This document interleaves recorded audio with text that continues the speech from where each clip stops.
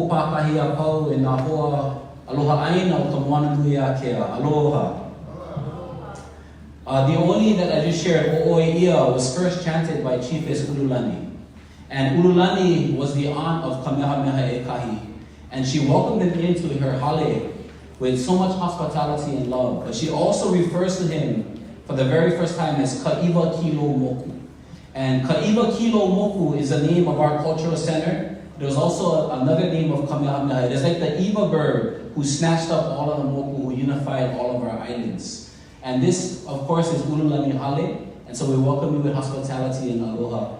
And also, aloha nui to all of our ohana who are watching from abroad, Oiwi TV, Kamehameha, on our Puke Alo, so aloha nui o ko pakahi. Again, just welcome everybody here to this hale. And we wanted to set the tone because this is a special week. We're rallying around, right around our ʻOnipaʻa week.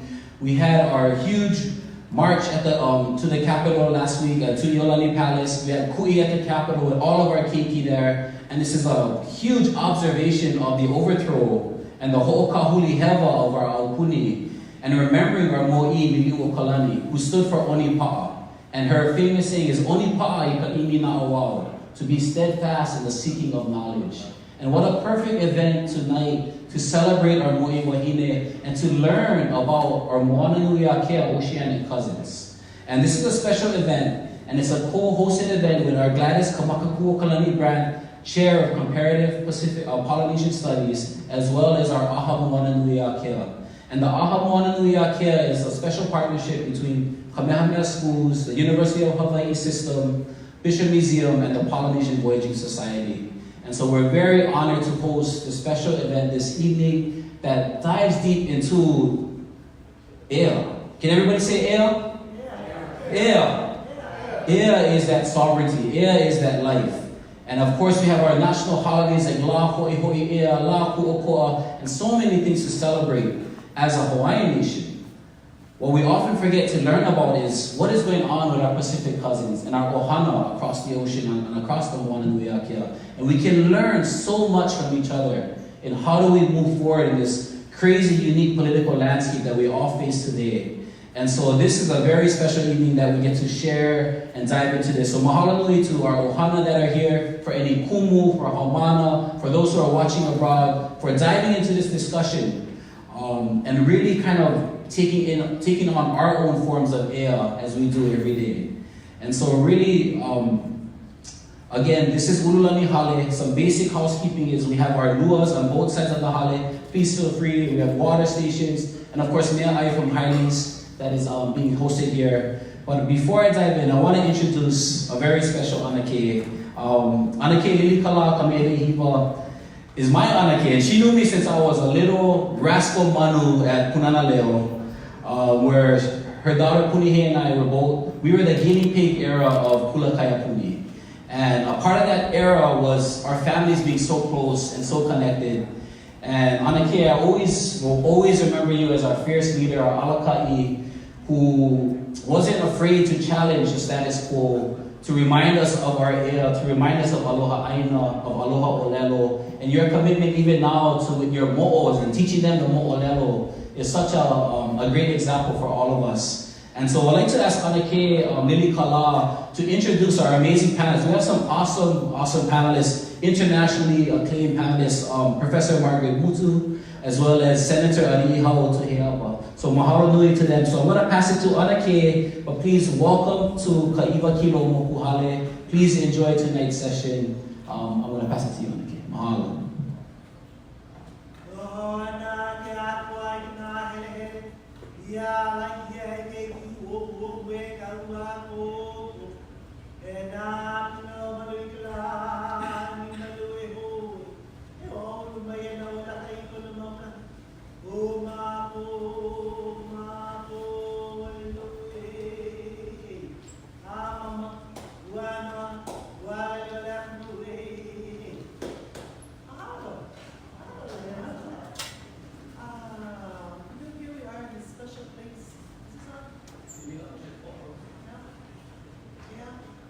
Can you hear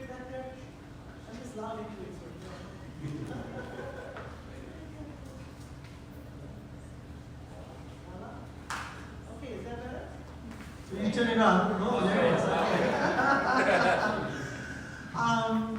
I so thank all of you, the family, our family here at Kameʻeleihiwa, to bring us in. I think the ʻAha Moananuiākea is a fabulous idea. Randy Funk's working very hard with all of his staff and all of you here. For us as Hawaiians to connect with the rest of Polynesia, with the Pacific, so very important. I want to also thank OED TV for live streaming. And if you are here today and you didn't know that we're live streaming, we are. So if you don't want to be on television, you don't want to ask questions, we have cards that you can write your questions down on that Margaret is going to be handing out, and she will collect them from you. But if you'd like to be on television, now's your chance. Because we're going to have the mic going around. We will have, tonight we're going to have this mini symposium.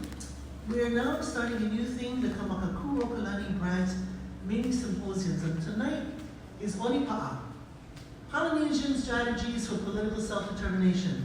So we had Hawaii ʻOnipaʻa last week, as Diana was saying. This week we're going to have, tonight and also tomorrow, is going to be about what is Polynesia doing for self-determination. Can we learn from them? Can we work with each other? Can we see how we bring the wisdom of the ancestors to today and have our people in control of our lives and our land? So that's what the first thing we're talking about tonight. Let me see here. Whoops, I have two of those. What is that? Okay, this is who we are, the Kamakakūokalani Center for Hawaiian Studies. I would like to tell you that this is a calendar we made in 2017 because we've been 20 years as a center. And this picture was taken in 1997. And if you look down at the little boy at the bottom, that's Koloi Anthony, and he just graduated the senior last year from Kameʻeleihiwa. But all of the people in this picture, look, there's John Zori right in front, all of us. These are scholars, these are leaders, these are our students, our nation. And for all of you who had one of your family members come through us, thank you so much for sending them. I would say to my students, I never want to retire. I love teaching, and I get paid to do it. Isn't that wonderful? Okay, yeah. But all of this comes about because of Auntie Gladys. Now, many of you in this room knew Auntie Gladys. I always call her Auntie Gladys. Her Hawaiian name was Kamakakūokalani, and of course we know her as Brent, right? This is Brent. She was my principal, our principal. We might remember her as a principal here at Kameʻeleihiwa. Before that, she was the first female superintendent of schools on Kauai. And then she became the principal of Kameʻeleihiwa schools, and she convinced the trustees to allow the children to stand up to do hula. This was a real revolution for us, as you know. And then she was principal. So I got to know her quite well because I was frequently insubordinate, and I would get sent to the principal's office, and she would scold me, and I would cry, and then she would send me to scrub floors. So, okay, that was my relationship with her. But then I went off to university, and I became a professor, as it turned out, who would think. And when I became a professor, she was the chair of the Board of Regents of the University of Hawaii. She was the chair. And we were having a hard time. Hawaiian Studies was a small little unit. We were stuck in one room in Porteous Hall, and I heard that Asian Studies have a whole fleet of rooms in Moana. So I went to Asian Studies with a measuring tape, and I started measuring all their rooms and writing down each room that they had and what they were doing. And she heard about it. She said, "My dear, professors should not be measuring rooms." And I was like, oh, I'm in trouble now. But see, what she did was, she got us a whole wing of rooms as Hawaiian Studies. And then when we said we wanted a building, she helped us make the building. So here's our building. We asked her to name it, if we could name it for her. So that Kamakakūokalani is her Hawaiian name. It was her grandmother's Hawaiian name. And her spirit lives with us all the time. She was the one who said, in education, not anger, will we succeed in our lives. So I just want to always say the best I can about Auntie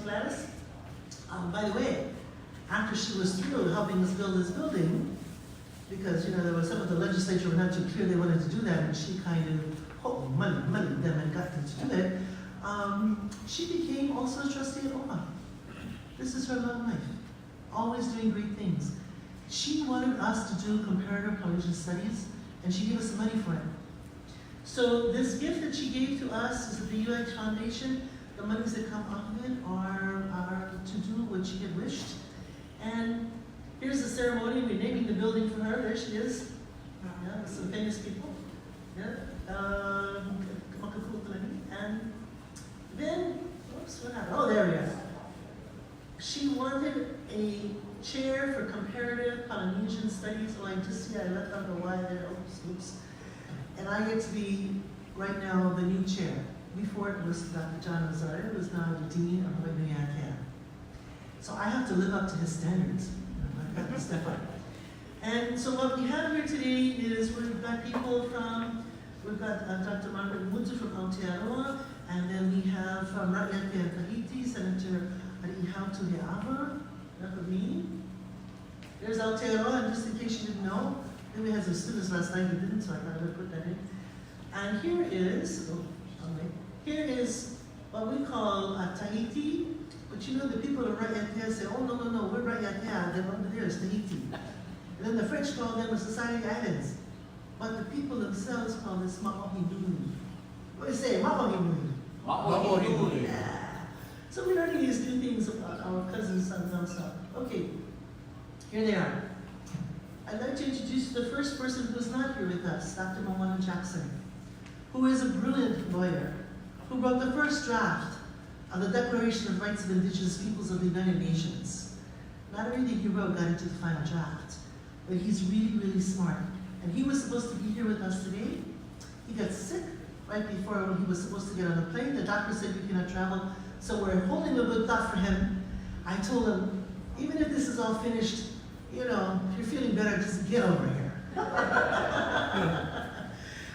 He and Dr. Margaret Mutu, who's sitting next to me, we've been working on Maori Constitution for the last 10 years. We thought it was 6, it's actually been 10.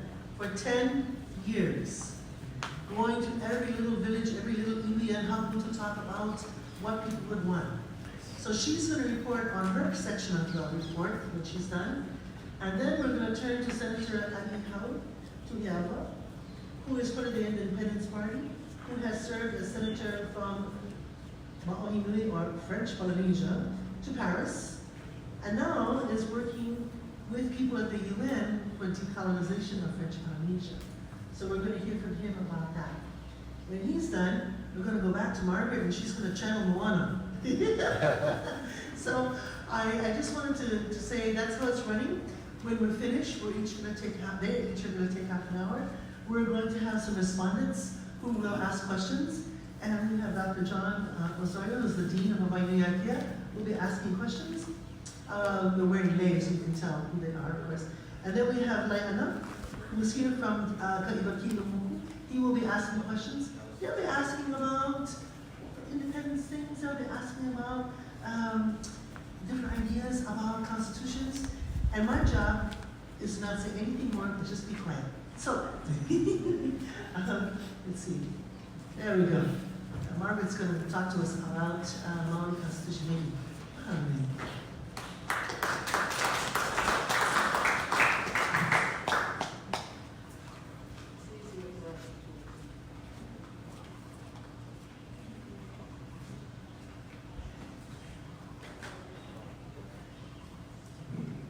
Just tap the mic.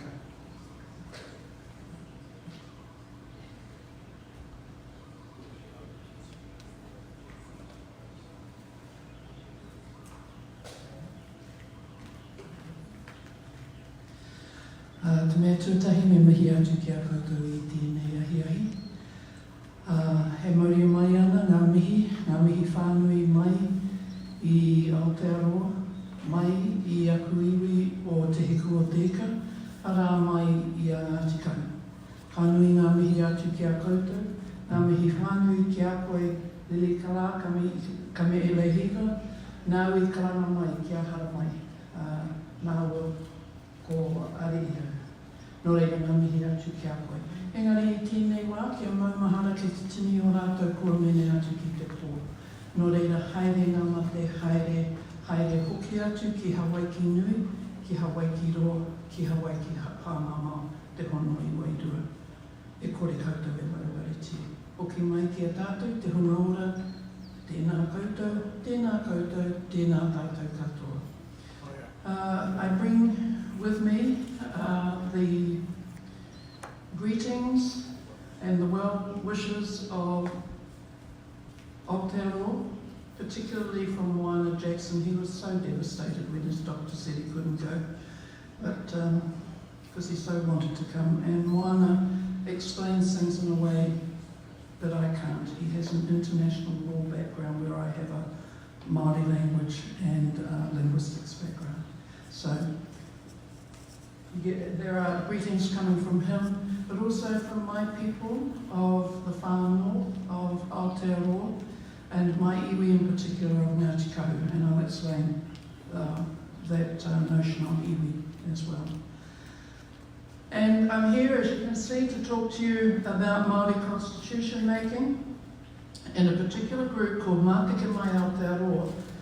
Our formal name was the Independent Working Group on Constitutional Transformation.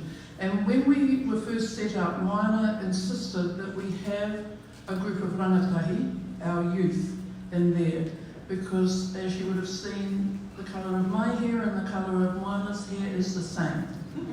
We are not of that young generation, and we know that whatever work we may do, it's not us who is going to have to implement it.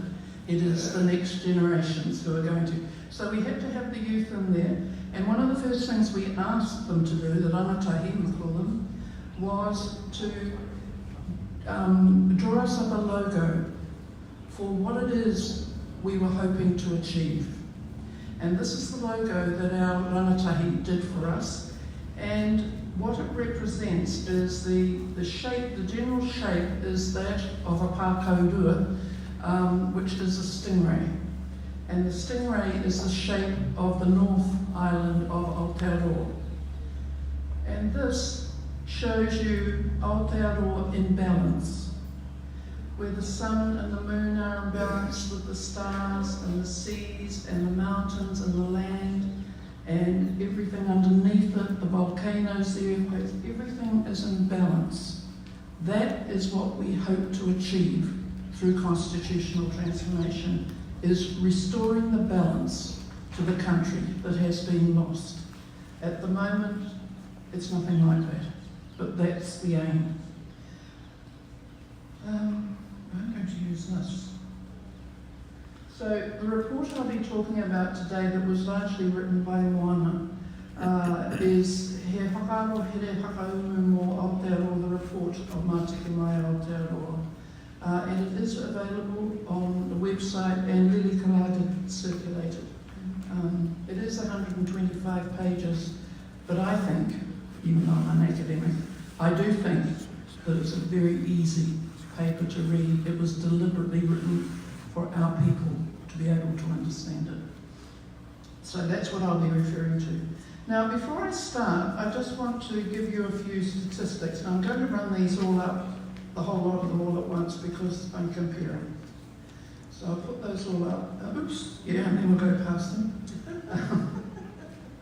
Oops. So, just to set the scene for Māori, we are in the census as of last year 775,836, but there are at least another 142,000 in Australia. Our people go to Australia to get away from the discrimination in New Zealand, and to also be able to get jobs and to earn money, because both are very hard on Māori in New Zealand. If you compare that with the general population, you can see that Europeans, over 3 million, 3.2 million, they are 70% of our population. Māori, at our population, we are 16.5% of the population. A few less than us are the Asian, the Chinese, Indian, and several other Asian nations in there, 15.1%. Our Pacific relations, mainly from Tonga, Samoa, and the Cook Islands, are 8.1%. And there is about, that adds up to more than 100%, by the way, because a lot of people claim several ethnicities, all right? There is another, I think it's about 7 or 8% of others in the country, and we're starting to have a lot coming from the African continent as well. So, of those 750,000 or more Māori, 84.4 of us have been forced to live in the cities. So we don't actually live on our own lands. 21% of us speak Māori. As a linguist, I question that figure. I think it's that they can conduct a conversation, sort of. Okay? For the general population, 3%. The median age of Māori, 24 years. We're a very young population. The average age across the country, 38 years. In terms of education, bachelor's degree or higher, 9.1% of Māori compared with 20% of the general population. Median net wealth, $23,000 is the median net wealth, all the assets you own. For the general population, it's $87,000. For European population, I did not put this figure in there, it's $123,000. So the difference in net worth in terms of money between Māori and Europeans is huge.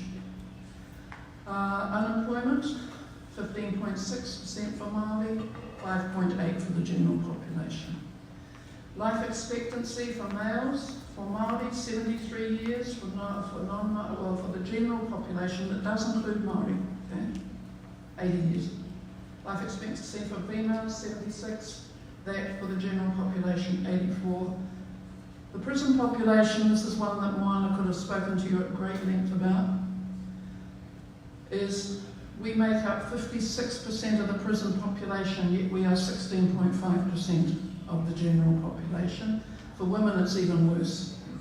We are 63% of the female prison population. Whereas the Europeans are only 37% of them, but there's 70% of the population, 33% of women.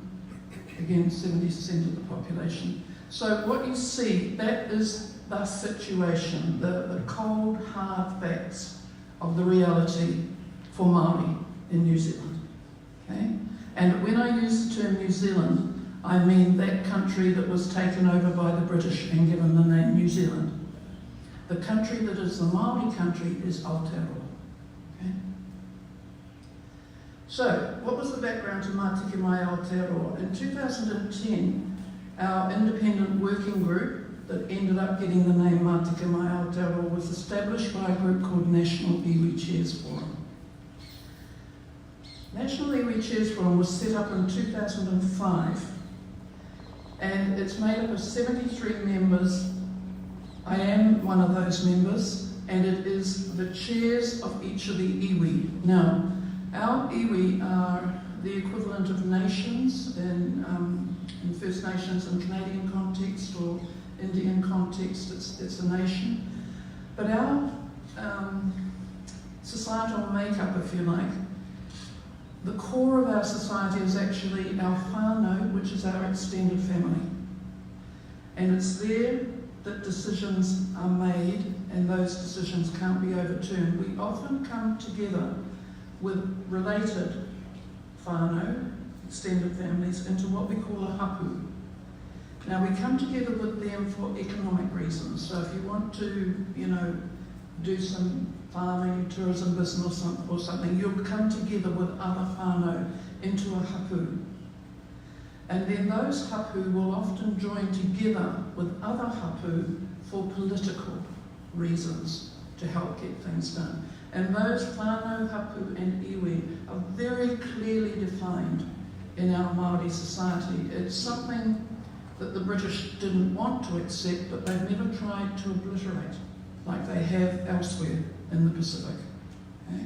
So we still hold on to it. That becomes very important because decision making is not made by the iwi instructing the whānau, it's the whānau that instructs the iwi from the bottom up. Very important. So, we're the iwi, we're the broader ones, we're the chair people of our iwi, of our nations. There are 73 of us. I have to say that you're only supposed to have one chairperson per iwi, but some of them have got 3 or 4 different organisations. You know how it goes. Okay, we have what we call iwi leaders groups that deal with specific issues. Now, when we were set up in 2005, New Zealand government didn't want to know about us. That's fine, as far as we were concerned, certainly as far as I was concerned. We had our own things to deal with. But a new government was put in, actually a Conservative government put in 2008, and they did start coming to us. So we've been increasingly referred to on a range of issues affecting Māori.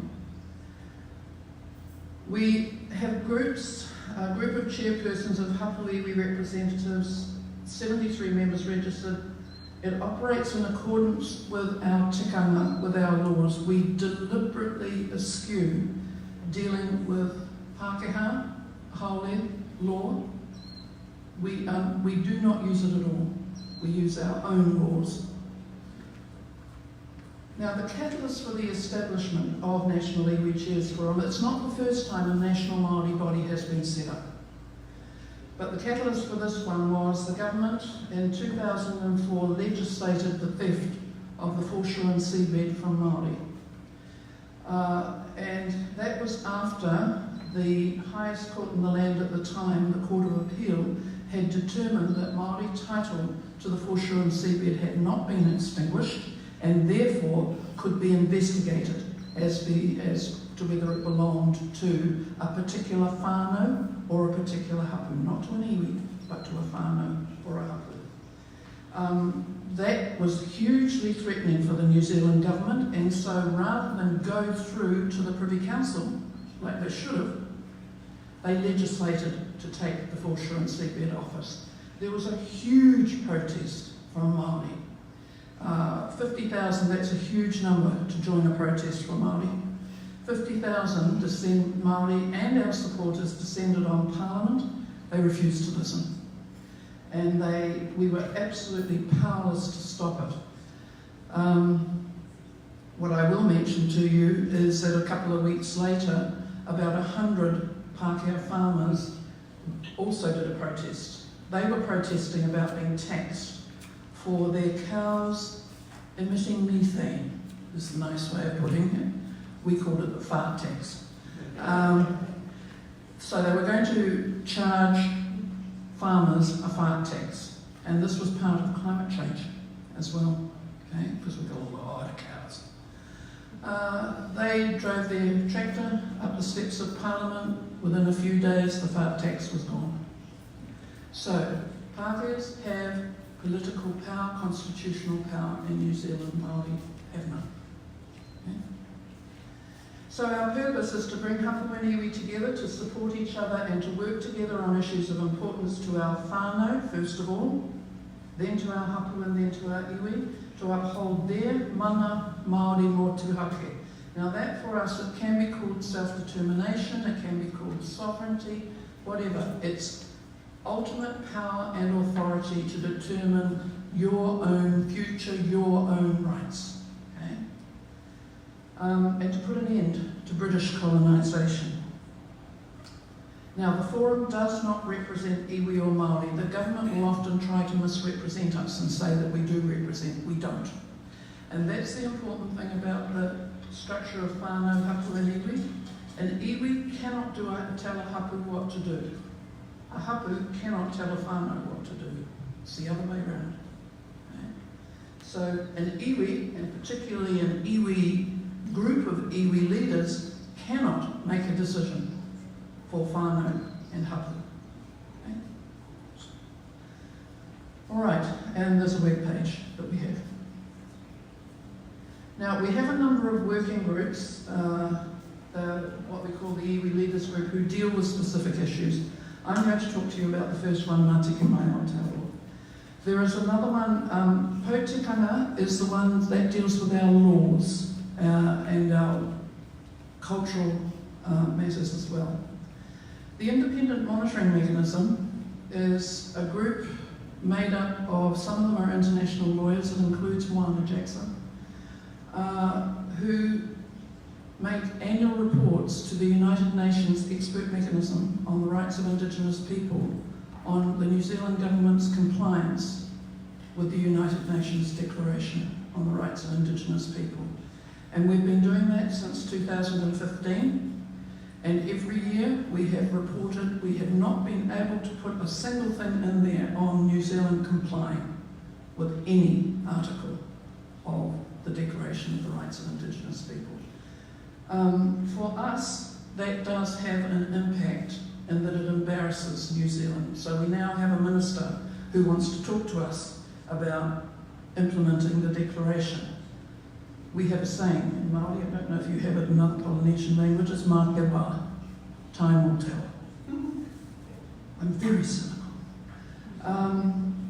So this National Plan of Action to implement the Declaration is what the Minister has agreed to do with us. But we gave her a report on the 1st of November last year and haven't heard a dicky bird out of her since. So, other groups that are in, by the way, that Pōtikanga, it's a po, a main, do you have the word po? Or a post that holds up a house? Yeah. Okay, so we have 4 po, the Pōtikanga one, I chair the Pōtikanga. Now the other ones, Pōtaiao, is to do with the environment. The very active ones in there are freshwater and climate change. Freshwater, the government, no government will talk to us about the fact that Māori own the water. We own the fresh water. They will not talk to us about it. They keep selling off our water that's not theirs. We're going to take them to court over it. We've been through courts twice now with them. They've been told that we own the water, but they refuse to do anything. Climate change, we are making some headway on climate change, but at the end of the day it's the farmers, it's the 1%ers who keep polluting. On international trade and housing, that's Te Pōtahua, we have a huge homelessness problem for Māori in New Zealand. Pōtangata, family wellbeing, education, data sovereignty, hugely important. They messed up our census last year because they would not take into account that Māori don't always have the internet and can't always fill out forms online.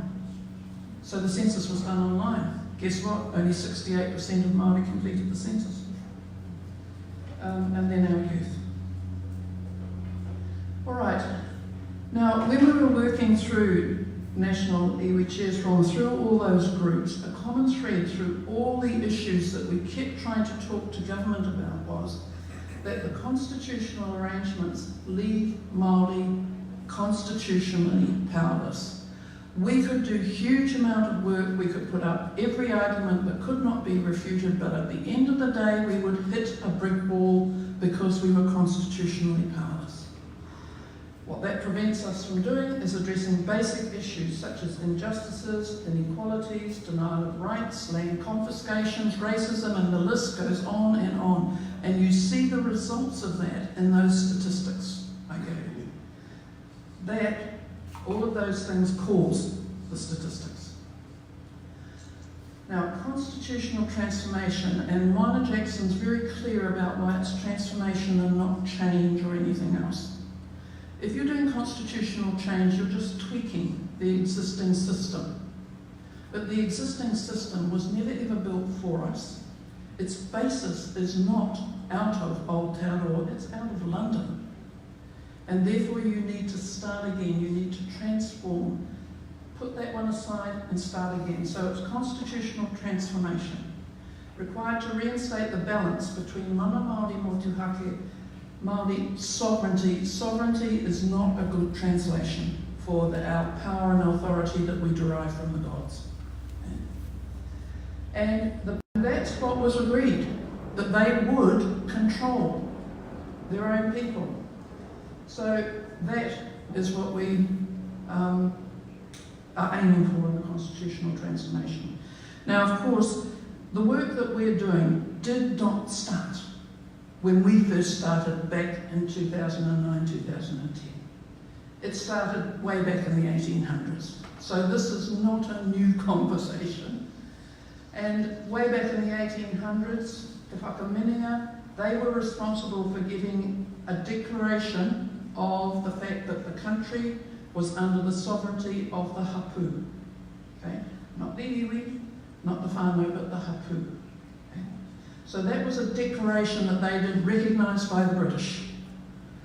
1835, and then in 1858 they had the kingitanga, which is similar to the various monarchies that were set up elsewhere in Polynesia. This one set up in Waikato Tainui to stop the theft of land. They started in the north with my people, conned us, but then further south they saw what was happening, that was actually theft. And they wouldn't allow it, and so they set up the kingitanga. The kingitanga still exists. The whakaminenga still exists, but it's very marginalised. In the 1890s and early 1900s, we had a Māori parliament. And that parliament used to write laws and then take it to the Pākehā Parliament and say, these are the laws. And the Pākehā Parliament, well, they all got up and walked out. Wouldn't allow us to even talk about it. That, of course, derives from the doctrine of discovery. I mentioned the doctrine of discovery to somebody and they didn't know what it was. Even though the British signed a treaty with us, they actually took over the country within months using the doctrine of discovery. Now, the doctrine of discovery originates out of the Vatican in the 1500s. And that was where the Pope issued edicts giving authority to the likes of Christopher Columbus and people like that to go into the lands of non-whites, non-Christians, take those lands over, exterminate or enslave the peoples, and do whatever they liked in that country. Okay? Now you'll recognise that because in Africa they just enslaved everybody.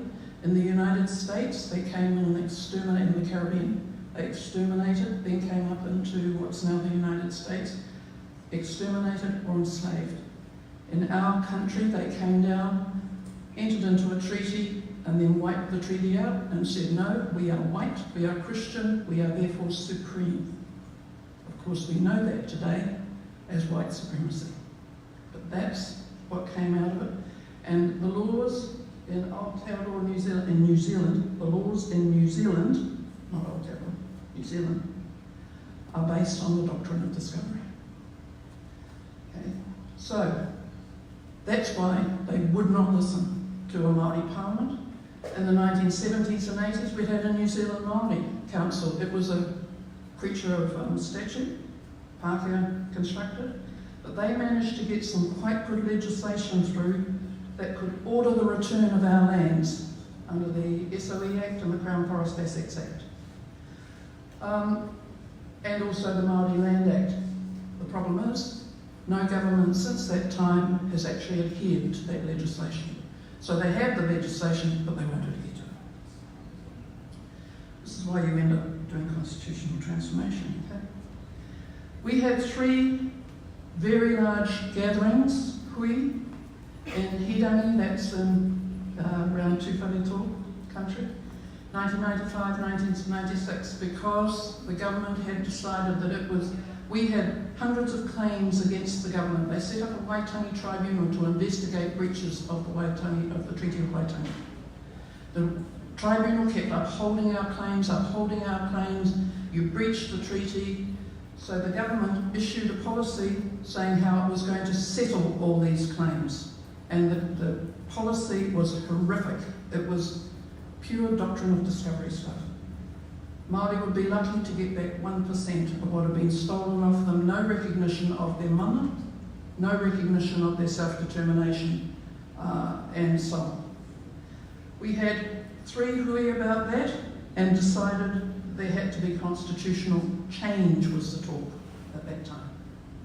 In 2000, a new government, a left-wing government called a constitutional conference. I was quite surprised. But the problem was that there were a lot of Māori there, several professors. I was too junior to be a professor then. But several of my professors were there. And when they realised that they could not get anything in a constitution... Oh, by the way, New Zealand has no written constitution. Does that come as a surprise to many of you? New Zealand has... The only written constitution they have is that 1835 document, He Hapaputanga, and the Treaty of 1840. There is none other. They just did everything by fear, because we say so. So no citizen in New Zealand can hold the government to account using constitutional arguments, because there's no written constitution. Okay? That's why they had to have a constitutional conference. Right? There were too many Māori there who couldn't be belittled or just thrown out or something or other, and so the Prime Minister closed the debate down and wouldn't allow the country to debate a constitutional doctrine of discovery. Then there was a book came out in 2010 on Treaty of Waitangi and constitutional change, and the Waitangi Tribunal in 2014 issued a very important report saying that Māori never ceded sovereignty. Now, what New Zealand government does is it just asserts, and it says, Māori, you ceded sovereignty. And we say, no, we didn't. They say, yes, you did, and that's the way it is, end of story. Please don't talk about it anymore. I got told off by ministers because I would go into their parliament buildings and talk about Māori sovereignty and get threatened that I would be thrown out of the building if I used that word again. And so I said, Michael, I do not call the minister, Michael, I will come in here and I will talk Māori sovereignty. I dare you to throw me out. He didn't throw me out. So,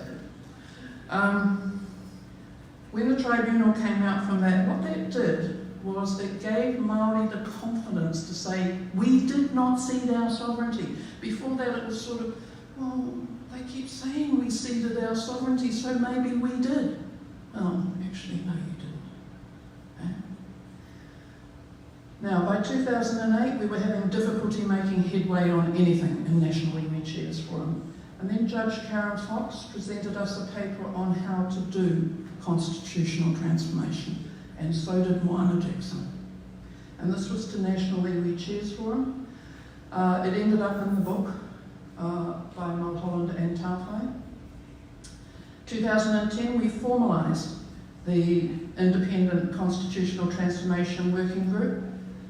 I was actually chairing that meeting, and I saw Moana Jackson outside, and I knew this issue was coming up, and I said to Moana, we need to do that constitutional work. Will you please lead it? He said, yes, Margaret, I would love to lead it. Thank you, Moana. So I put it to the hui. Everybody said, yes, yes, absolutely. But Margaret, you have to chair it. Why do I need to chair it? Oh, because you're the professor and the rest of us can't keep up with Moana, so you can do it. In fact, Moana is very easy to keep up with. But, so I did chair it because I was one of the chairs of National Iwi Chairs Forum. We were named by elders in Taranaki Māteke Mai Aotearoa, which means arise, Aotearoa, and prepare yourselves to go ahead, which is not dissimilar to the ʻOnipaʻa. Our membership is the best constitutional and tikanga brains that we have in the Māori world. So we ask the iwi representatives, all the chairs, please send us your best brains on this sort of thing, but we want them in tikanga, our laws. You can send us the constitutional ones as well. So what did they all do? They sent us lawyers. The whole lot of them sent us lawyers. So with that, we went around and we shoulder tapped the ones that we knew were very knowledgeable in our own laws. We also included urban Māori. Now you saw how it was 84% of Māori live in the urban areas. National Iwi Chairs Forum, it's one of the drawbacks of National Iwi Chairs Forum, does not represent urban Māori, who have issues that are quite different from the others. But in the constitutional transformation work we did, we asked the urban authorities to please come in. And that became very important. These were our terms of reference. We were to develop and implement a model for an inclusive constitution for Aotearoa. Now that inclusive is very, very important. We weren't drawing one up for Māori. We weren't drawing one up for Māori and Pākehā. We were drawing up one for everybody, because there are a lot of people in New Zealand who are marginalised, and a lot of them are non-whites. Extremely marginalised. You read any of the UN reports about racism in New Zealand, it's not just Māori who are discriminated against, it's all non-whites. But there are also others who are discriminated against, so we needed to include everybody. We had to base it on our own laws. Tikanga kaua is what it's called in some parts of the country. And then the 1835, He Hapaputanga o Te Rangatira o New Tireni, that is the Declaration of the Sovereignty of New Zealand. The 1835 document signed by our rangatira, our leaders, and recognised by the British monarchy.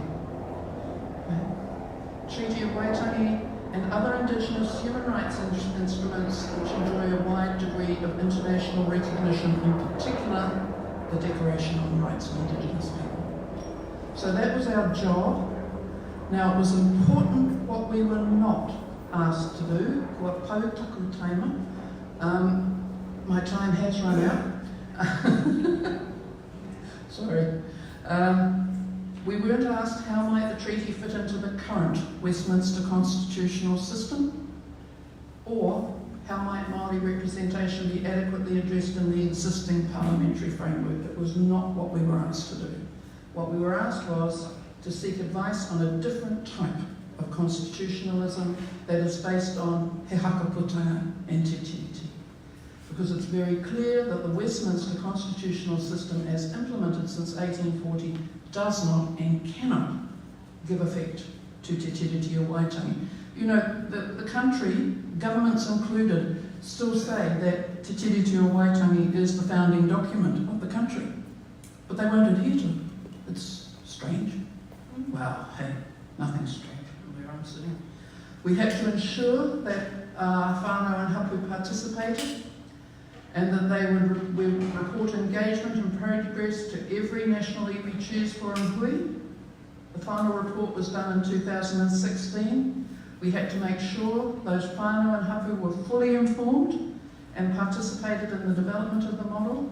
At each hui, we would briefly introduce the topic, and rather than just let people talk as they wished, we had working groups to work on a questionnaire. We used those to build a model, and the model formed the basis. Was to form the basis for a constitution for the country, but will not be discussed with the government until Māori is satisfied with it. And we had to, okay, I'm way over time. Do you want me to keep it? Okay. So, because this one's actually quite important. This is the whole purpose of why we were doing it. Māori must be fully recognised and respected. We are not at the moment. As I was growing up, my father wanted to change our family's name so that it wasn't a Māori name. My mother, who was English, was horrified and said, "Don't you dare." But it is hard to be a Māori in New Zealand. Tikanga mātauranga. Now, tikanga mātauranga is our knowledge system. He Hakaputanga and te tiriti are a natural order of the country, because children going to school are taught it at school. This is the history of your country. This is what your country is based on. It's just the way it is. That our hapu and iwi exercise their own mana, make their own decisions about their own lives. All peoples have a respected constitutional place, not just some, which I have to say at the moment is white, rich males. Those are the ones who have a respected constitutional place, and those farmers who drive tractors up the steps of Parliament. Constitution is for good, just and participatory government for and by all people, and is consistent with values that I will discuss later. and benefits everyone. That all New Zealanders prosper and celebrate our heritage. That Māori contribute positively to the growing international activity around constitutional transformation for Indigenous peoples elsewhere. In our work to date, there have been 252 hui around the country. Those rangatahi that we got to do the work, they held 70 of them, quite different from us. They have these whiz-bang things with all the electronic stuff, and they get them to do a flag and put all their comments on a flag. Much better than Moana and ours. Ours was a bit dry. Moana attended all 252 of those hui. I attended about 60. All hui were recorded and transcribed and the questionnaires analysed, and that was the basis for the final report. We had ongoing interviews with individual experts, those who were really key to the thinking, to check whether what the people were telling us and what we thought they were telling us was actually the same thing. And we had to be really careful about that. Report drafted with ongoing input from the experts was tabled at National Iwi Chairs Forum on the 6th of February 2016. Since then, I put 30 plus, but it's probably more about 50 further hui conference presentations around the country to take the report back to the people. The people ask for you to come back and tell them. And it's a required text in several university courses. In fact, all universities now have it taught in at least some of their courses. Yep.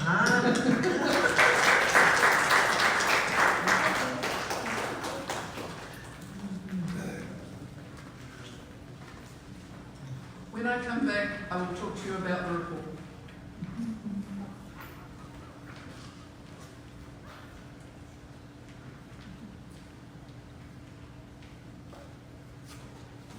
While Ariʻihau is being set up with the mic, I would like to once again thank Iwi TV for live streaming this to, we have people on the East Coast in New York and Washington, D.C. Aloha to all of you.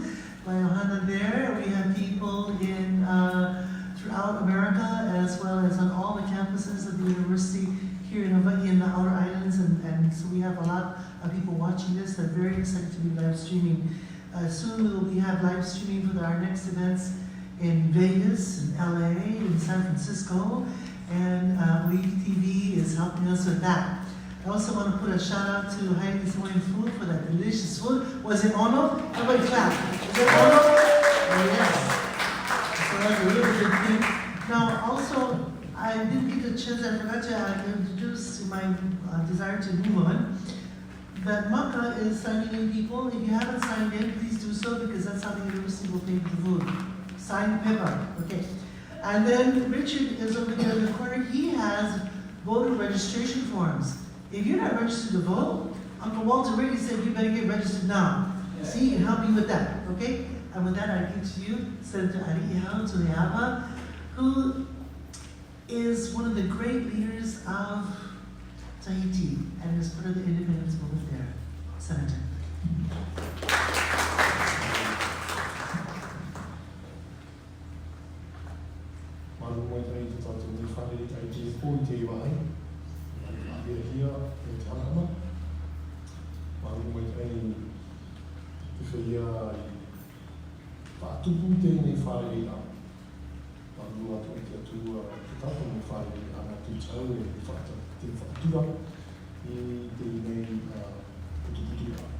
Just wanted to thank and pay homage to the founders of this place and owners of this land, and also the managers of this event, all through the land that we have, those who take care of the culture of this country, who are in this room and outside. On behalf of the people of Mānoa, on behalf of my leader, party's leader, Oscar Taitiman, and also on behalf of the people of Ariʻihau, where I come from. This is my sister island. So, can you hear me very well? Yeah. Okay, my speech, my little tonight is about the decolonization process of Maui Nui. If you are wondering what is Maui Nui is the proper name for the incorrect name French Polynesia that we know. Our country is not French Polynesia, but it's been, I'm not going to describe and develop that point. This is not really the case that matter tonight. It's another time probably, but let me take you very quickly to the political chronology of my country. Some of you already went to Tahiti tonight? Okay. The rest might go. I really suggest you to go. It's a wonderful place too. 18th century, actually, conquistadors and other adventurers arrived from Netherlands, England, Spain, and ultimately from France. In 1815, the main island, Tahiti, was unified as an independent kingdom under the Pomare dynasty.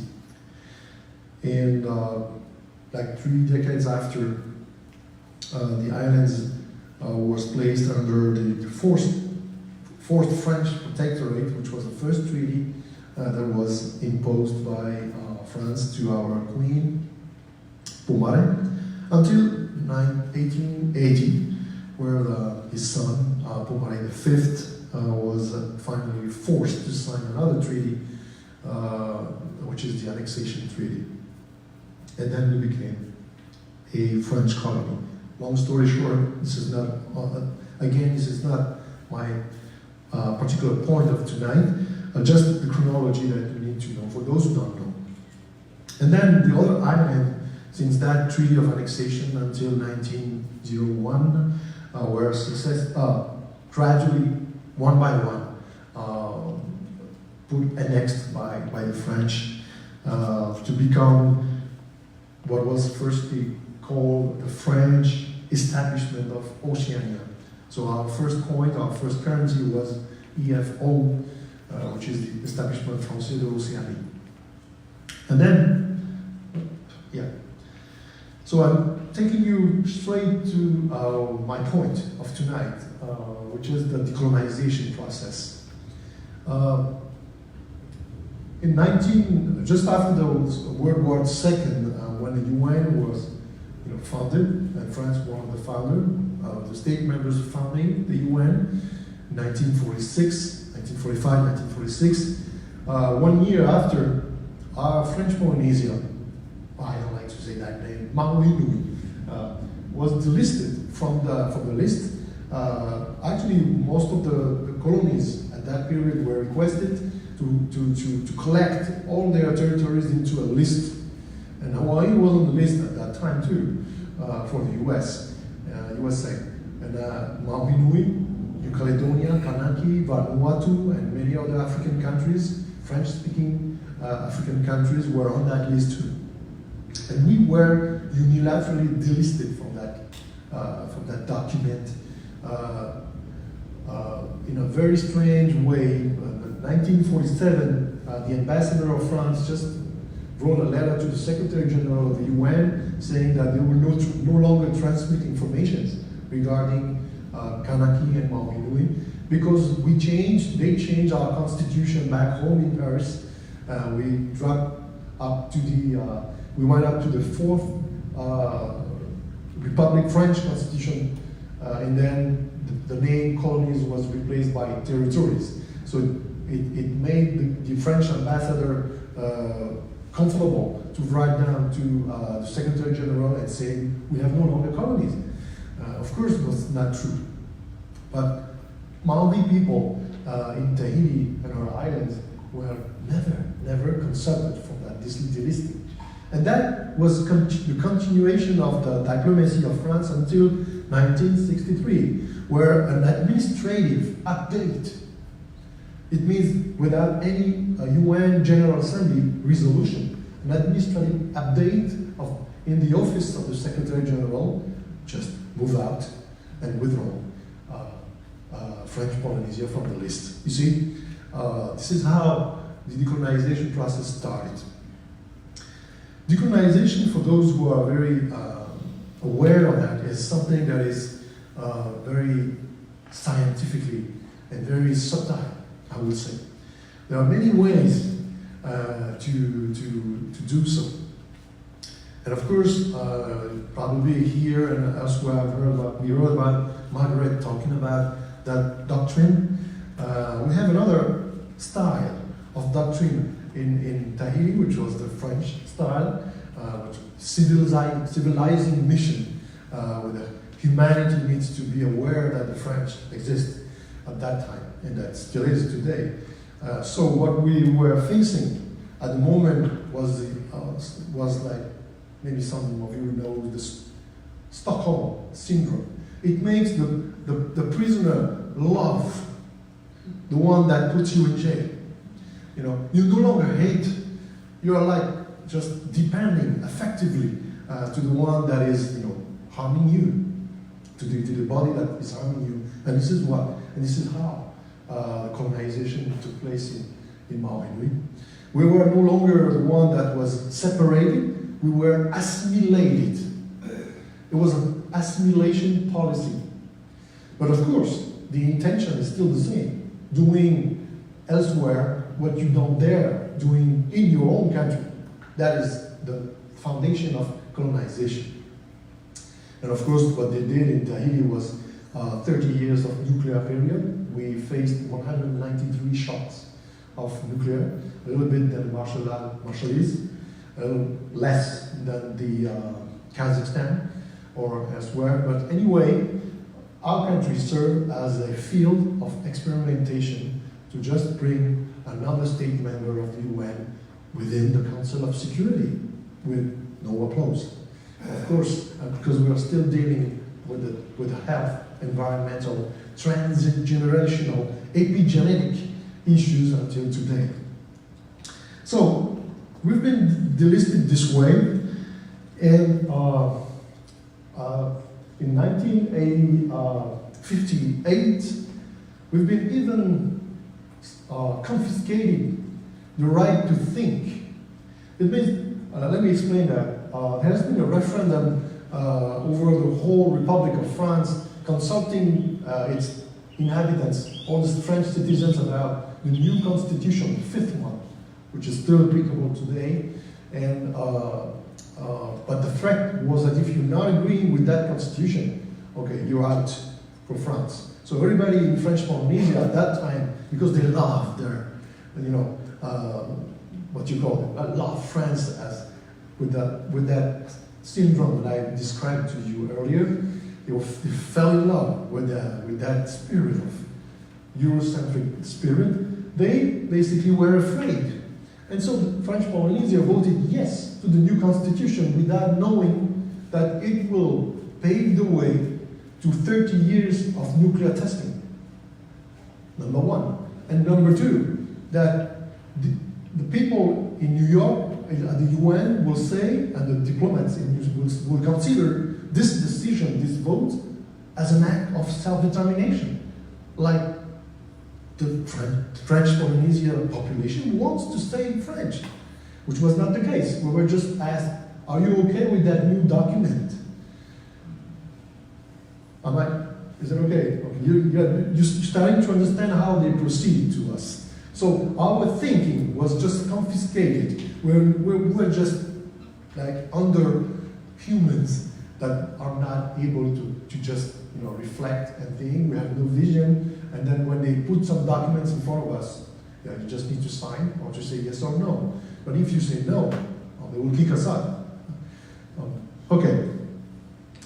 But so that document was interpreted as an act of self-determination. And for decades after, the doctrine was saying, but you voted yes to stay France, which was wrong, which was false, completely false. Legally, this is nonsense. And then the year after, before starting the nuclear testing center, already a colonial decree, or executive order, you might say, from President de Gaulle, recently elected in 1959, declared unilaterally that any all radioactive and strategic material, raw materials, all over French Republic territories, including the overseas territories, was under the control of the state of France. We had no word. At that time, nobody knew about it.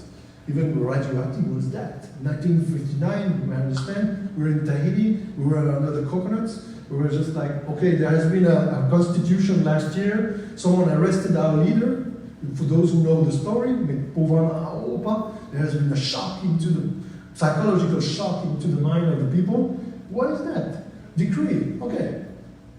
The thing is, that was another trap. Until today, this decree is still applicable, whatever statutes we have been granted or voted by Paris successively from that day, from that year until tonight.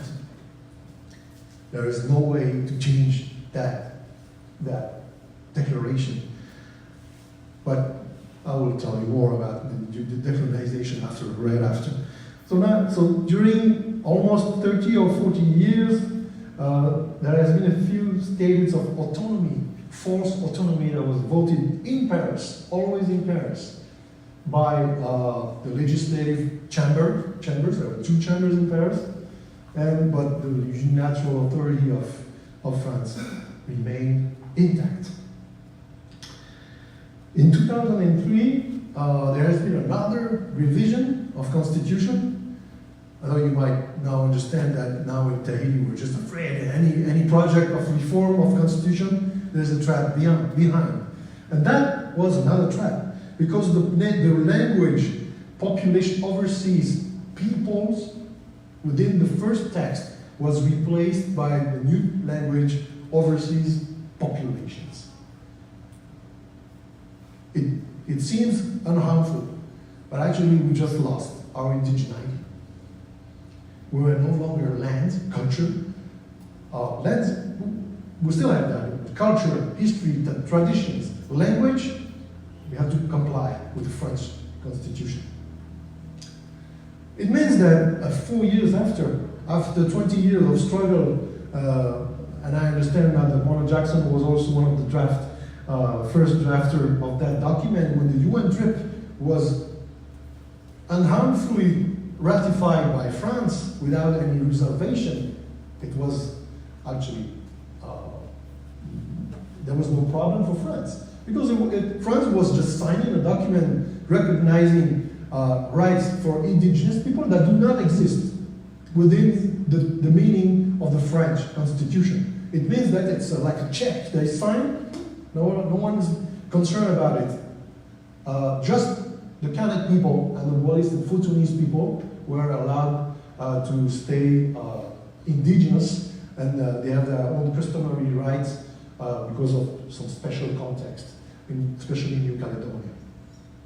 Which means that we've been delisted, our resources were captured, and then we have been granted some illusory status of autonomy, and then we are confiscated our indigeneity, and then it was over. And then a party in 1977, our party, actually the Mānoa party, but some others too, but ours remains until today. Leader is still alive, so I commend him for this wonderful job that he's doing. Oscar Maru. He's not there, but the spirit is there, because he's one of the founders of that independent strand within the whole Pacific, connecting New Caledonia with Vanuatu and some others, even with Hawaii at the period. So 77, we were right in the middle of the nuclear testing when the party was created. The idea was to gain access to our independence and full sovereignty, but also to oppose the nuclear testing, of course. So the nuclear testing stopped. They ceased their nuclear testings in 1996 after some heavy riots in the city of Papeete, because they resumed their nuclear testings at the moment for 2 years. Anyway, we started the process to relist, reinscribe, to correct, to fix that mistake. Because French Polynesia should never have been delisted from that list since the beginning. And if that was, if we were still on the list, there could never have been any nuclear testing in our country. And of course, all of these changes in the French Constitution never could have impacted us so hard. You know what I mean? So when we finally relisted very hardly, it was a hard job. For those who are thinking about that within the Pacific region or elsewhere in the Caribbean region about relisting, this is not a game.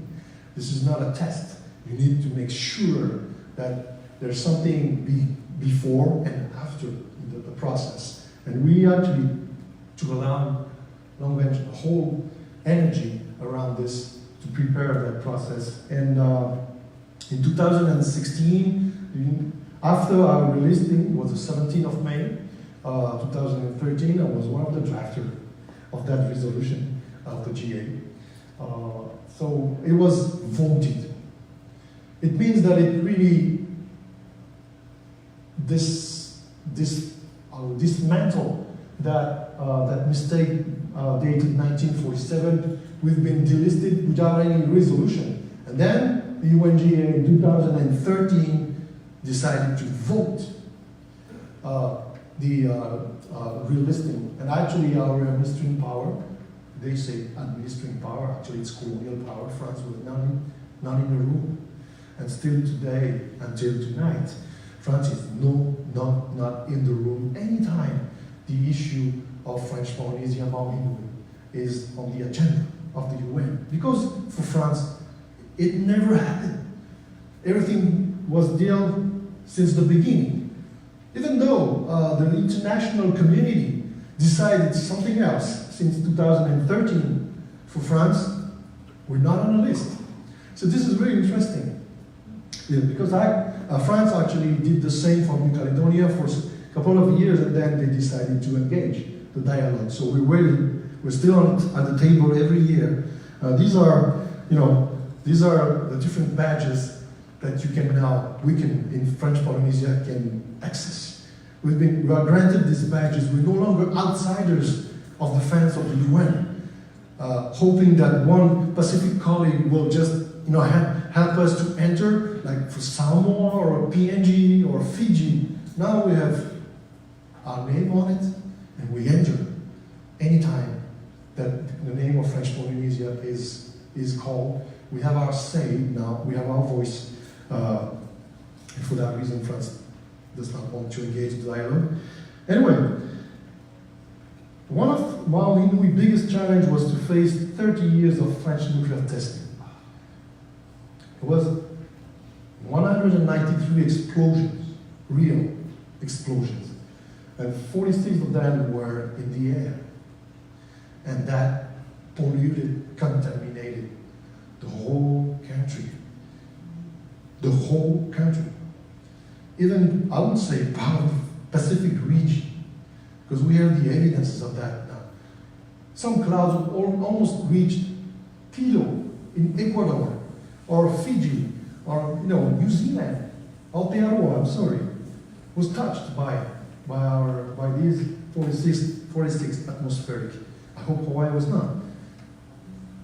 So this is not only a problem in Tahiti, this is a Pacific region problem. And of course at the beginning, there has been a lot of struggle because France were really putting into difficult position, being given the government of New Zealand and our government of Australia were really, having a French policy.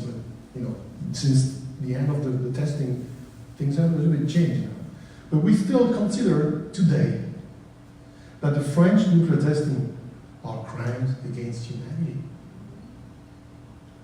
Still, under the meaning of the Statute of Roma. And this is why a communication has been submitted to the ICC, the International Criminal Court in The Hague, Netherlands, last year, it was in October 2018, to submit the case to the prosecutor of the ICC.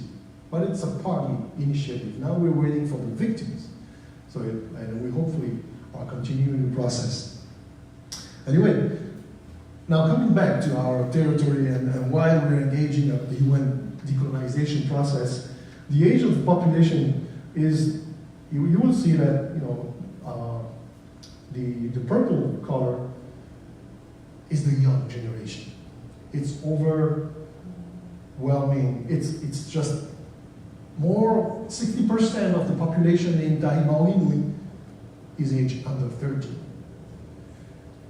It gives hope, but also it's threatening for those who engage into the politics and wants to, you know, strategize the referendum that we're longing for.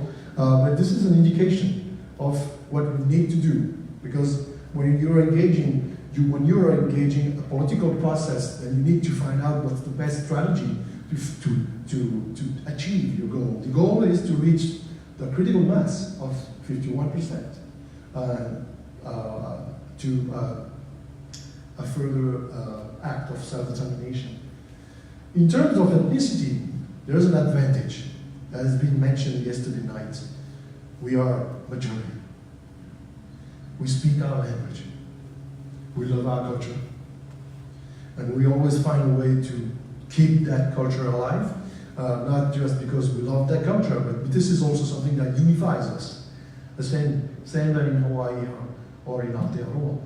We need to find that magnet and to stick to it until we reach that goal. But we're not just loving our culture because we want to gain political power. We love that culture because this is part of the nation after the political war we're preparing. This is part of the vision, not only part of the fight, but also the vision being after, beyond.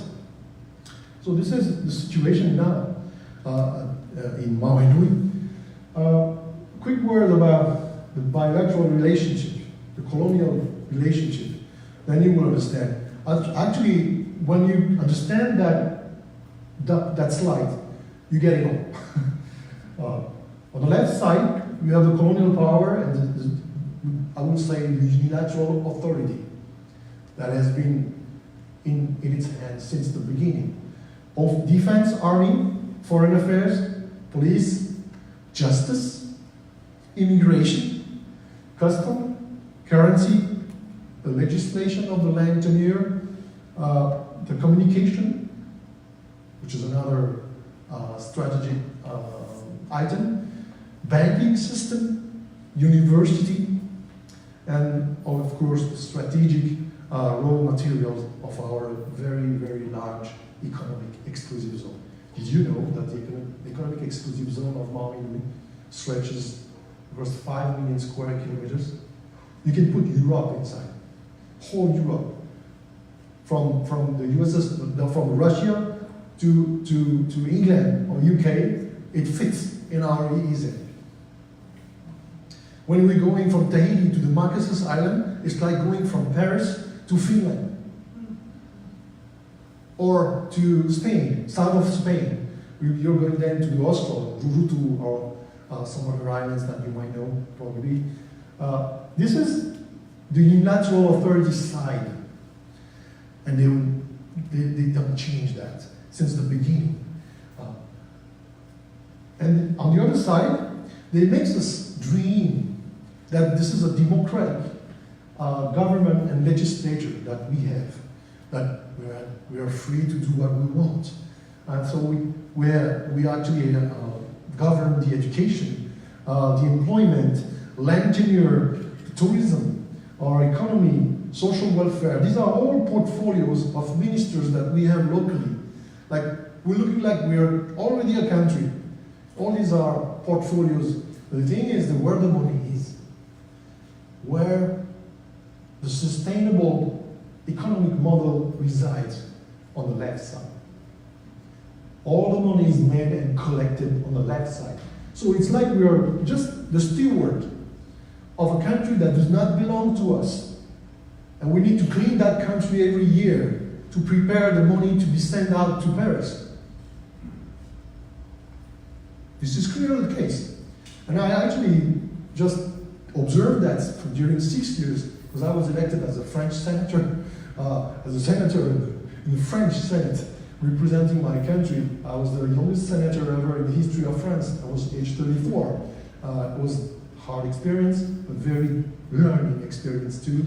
I never been so offended by such a way of speaking or thinking about overseas territories, especially my countries, than when I was just sitting in the French Senate for 6 years. But on the other hand, I just learned another thing that will help the process. What they think is their strong point is actually their weak point. They don't see anything else than us, than them. It's like very Eurocentric. So when you actually, when you're dealing with a colonial power that is very, very, very, very, very Eurocentric, you have the whole world to gain. Because the rest of the world do not exist. So Mānoa process is like gaining the largest solidarity and support from the rest of the world, because they do not see it. I'm not sure you see what I mean. So this is how we got our country relisted. And actually, I must just correct myself. There has not been a vote. It was voted by consensus. It means that nobody wanted to put France ashamed in the room at that time. But actually, France was not in the room. But we were sure that the majority of the state members that day would just help us defeat the colonial country at least once. So it ended up by a consensus resolution. So now when you understand that the money is on the left and the work is on the right, it's like in Mānoa, there are still some people that love to work a lot for so little money. So our job now is to teach our people, because you see the numbers, the statistics, it's very favorable to us. To teach them and educate them that it's not fair to just work but don't have the money. So UN is also like a referee body to gain gradually with the time needed, because time is of essence of the UN according to the context or the momentum or whatever you want, to just rebalance until the time that we reach the critical mass and organize a referendum for a fair, genuine, equitable self-determination referendum. An expert that we love, that is based in New York, always said to us, Richard, Ariʻihau, colonialism by consent is nevertheless colonialism. It's not because your country loves that, or part of your country or your population loves that style, way of life, that it is not colonialism. But my point tonight is not just to say that colonization is allowing a country to do something else somewhere else that is not allowed in its own country. There's now a new level of colonization. Neo-colonization, like New Zealand or New Caledonia. And that is a new style, which means that colonial power need the territory that it's colonizing, because it helps the main economy of the mainland to sustain. So you need the resource of that small territory to continue to run your own economy. So that is neo-colonization. And our issue, Māohinu issue back in 2012 and 13, was that we accumulated both new colonization first and new colonization. It means that, if I'm correct, Māohinu is not a case of decolonization, but it's a case of new colonization. Yeah, it sounds a little bit complicated, but actually it makes a lot of sense to the 100 permanent missions that we visit every year in New York to connect and strengthen, just to make sure that they're still with us and they're not with bought or they're not sold to the colonial power. It's very important to be clear, crystal clear on what we want and why we're there and what we need from the UN. And after that we're proposing not only to get to complain there, but because we want to sit there. We need to have to sit. We need to see our flag outside of the UN buildings, because we need to gain the family, the word family. We have a say in that arena, and Māohinui has a contribution, and this is what we also say to this world. It's a new world for most of us, but it's a very old world because it just started after World War II. There is a mechanism that we need to learn. 1 year in the UN, it's like 10 years at home in terms of politics and governance. So when you're dealing with 2 or 3 years in the UN, it means 30 years at home. So you know what I mean. You understand? So we need to be very patient, consistent, and also strengthening the relationship with all of them to make sure that what you started will end up to what you need and what you're longing for. So this is the case of Māohinui. We are a party that always claims for independence. So for us, the option is clear. But we respect any other option. We respect some option in Tahiti. There are some parties that do not want. It's not because they do not want that we need to hate them or them to hate us. It's just that we are one people.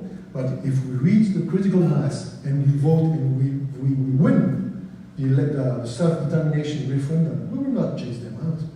We will need to build another country, transformational country. No longer what we've been used to, but another one. So we need to draft the constitution too, as we've been doing so. Last year we started a federated state of Māohinui, including the Marquesas, Tuamotu, Australs.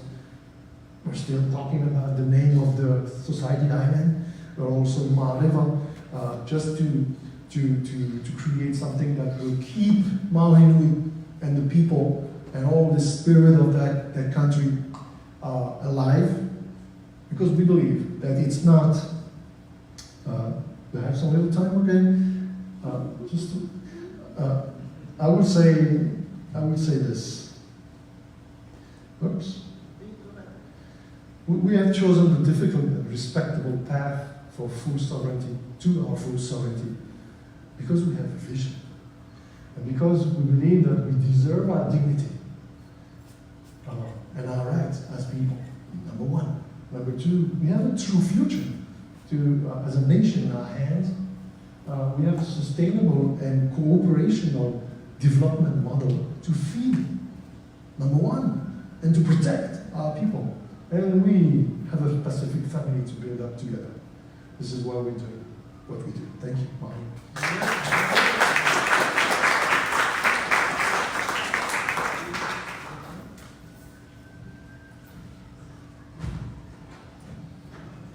Thank you so much, Senator Ariʻihau. You know, the UN process made a list. The UN was formed, they made a list of colonies that should be decolonized, and that's called the decolonized list. And Hawaii and France, Hawaii and Māohinui were taken off the list. We were on the list to decolonize in 1959. Then they ran a statehood vote, but we as Hawaiians never knew that we were on the list. So they ran the statehood vote, and we thought, oh, it's better than being under the military law, although my mother refused to vote in it. Okay. But you see, 1959 was that key year when the colonial powers were deciding, we better do something before the UN actually puts all this together. So we're taken off the list too. And at the time, Russia said to the American ambassador, I've seen the discussion in the library at the UN, the Russian said to the American ambassador, you just want Hawaii and Alaska so you can have military things to threaten Russia. And we didn't even know. We didn't even know what was happening.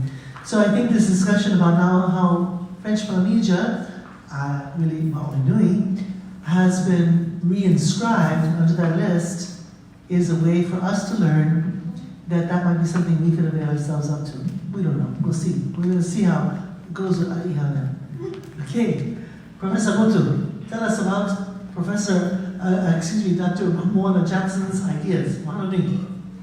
Kia ora no. So to go back to what the report actually ended up saying, I gave you the context and all the preparations. So what did the report actually say? And this is, as Lilikalā has said, was largely written by Moana Jackson. So the report was written for our people and hopefully to help others begin their conversation about having a constitution, a written constitution in New Zealand. Now there are 5 parts to that constitution that I will go through. First of all, what is the nature of a constitution? What are the constitutional foundations, which I've already done, and the constitutional values, and then as a result of that, what is the vision that comes out of that, and the recommendations.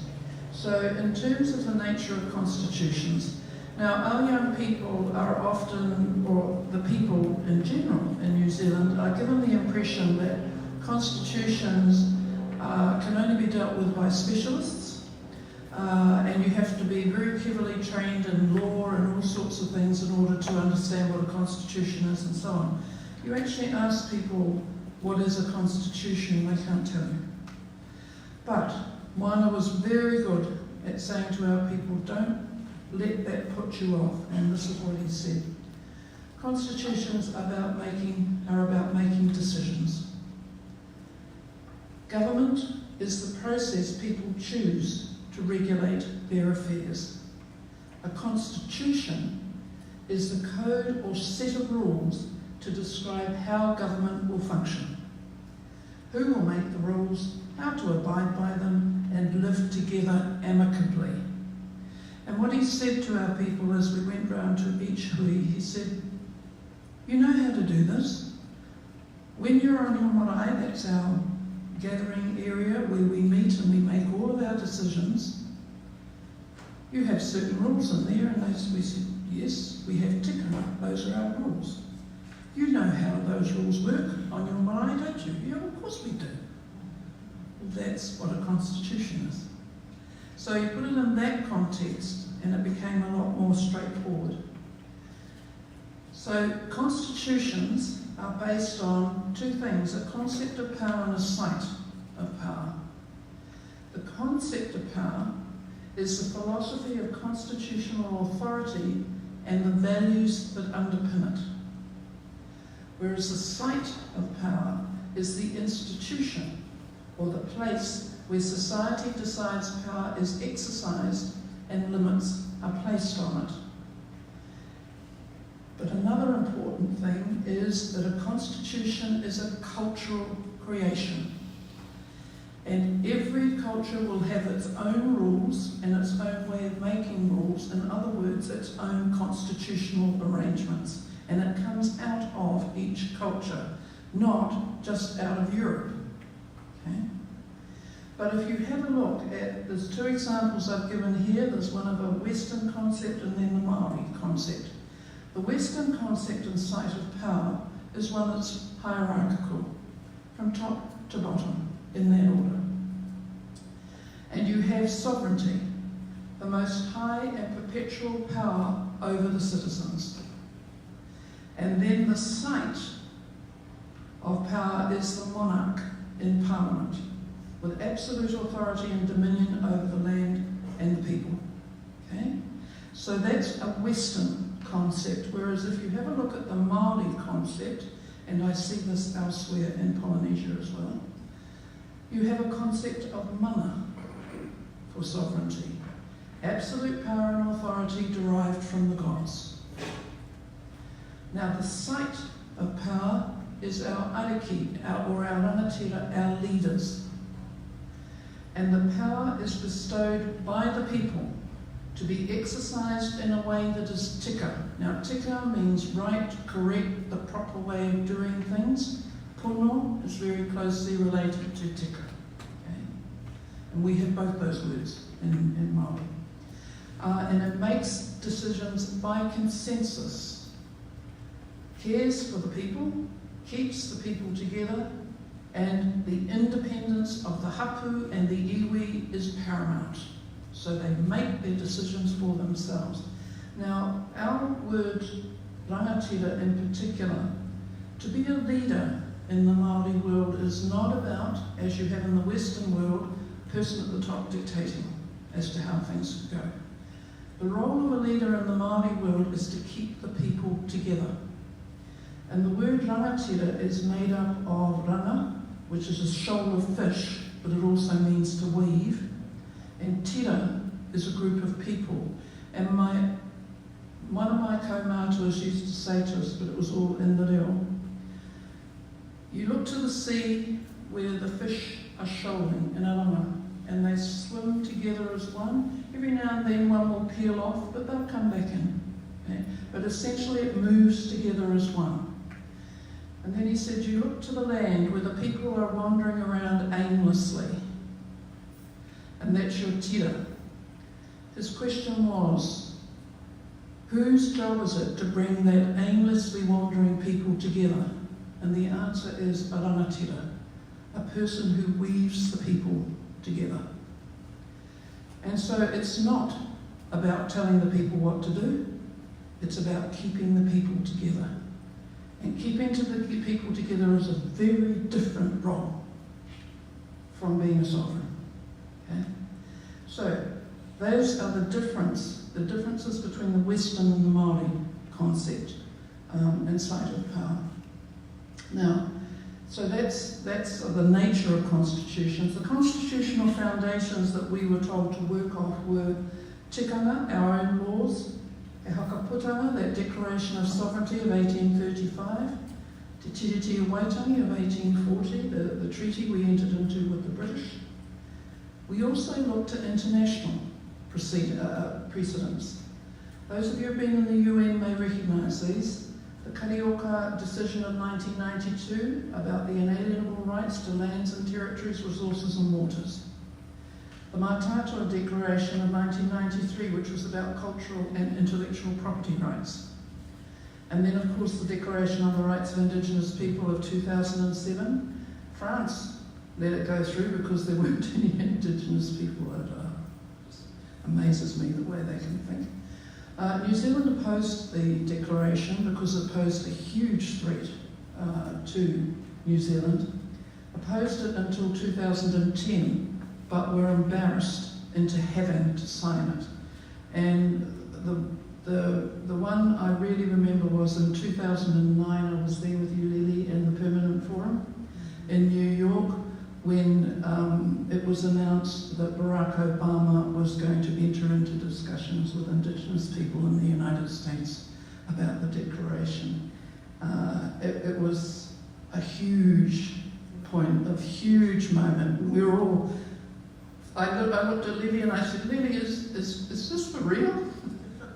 Now I knew Barack Obama was about to do this, but to actually see it happening in the Permanent Forum in New York is something I'll never forget. So, the United States was going to go and support it. Australia had already done so. Canada had already done so. New Zealand had no choice.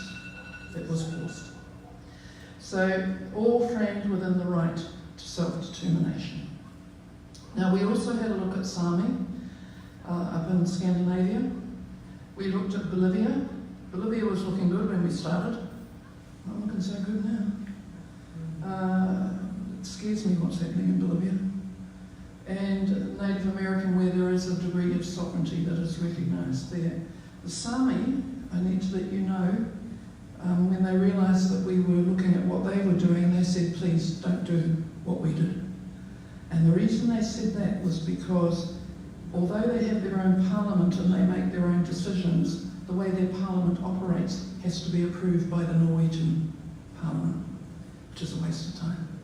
And the Norwegian parliament keeps using its power to veto. So, yeah. Don't go there, said the Sami. All right, now this was the area of our discussions that our people spent the most time on was the values. We thought they might want to talk about constitutional matters and representational matters and all those sort of things. They didn't. They wanted to talk about the values that underpinned it. For our people, if you got the values right, the rest of it would flow out of the values.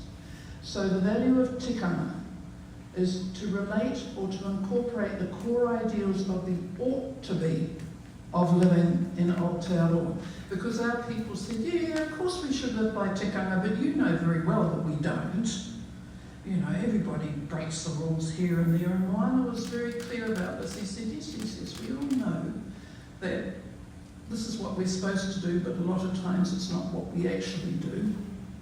But if we don't set on what we ought to be like, then where are we going to aim? So that's why he said it as the ought to be of living. And our people could understand that this was what you should aim for, even if you don't reach it. The value of community. To facilitate the fair representation and good relationship between all peoples. And so that is in particular to deal with the fact that for us as Māori, we call ourselves the mana whenua. We are the people of that land. We have a responsibility to look after everybody in there, whether they're nice to us or not. It is our responsibility to look after them and to make sure that they are good relationships, because if there aren't good relationships, that's our responsibility. The value of belonging. To foster a sense of belonging for everyone in the community. Far too many communities in New Zealand are marginalised. So you have the disabled are marginalised. LGBTIQ+, they're very marginalised in New Zealand. The Mahu community is very marginalised. Women are marginalised. Our young people are marginalised. This value of belonging is hugely important, so that it's not just those who are the centre, but it's everybody is included. The value of place. Now, to promote relationships with and ensure the protection of Papatūānuku, who here is Papatūānuku is. Yep. And we took that out of the Bolivian Constitution, where the first and prime law of the Bolivian Constitution is the law of Pachamama, who is the equivalent of Papatūānuku, the Earth Mother. Because without our Earth Mother, we're gone. We're not here at all. And so you have to give primacy to the well-being of the Mother Earth. The value of balance.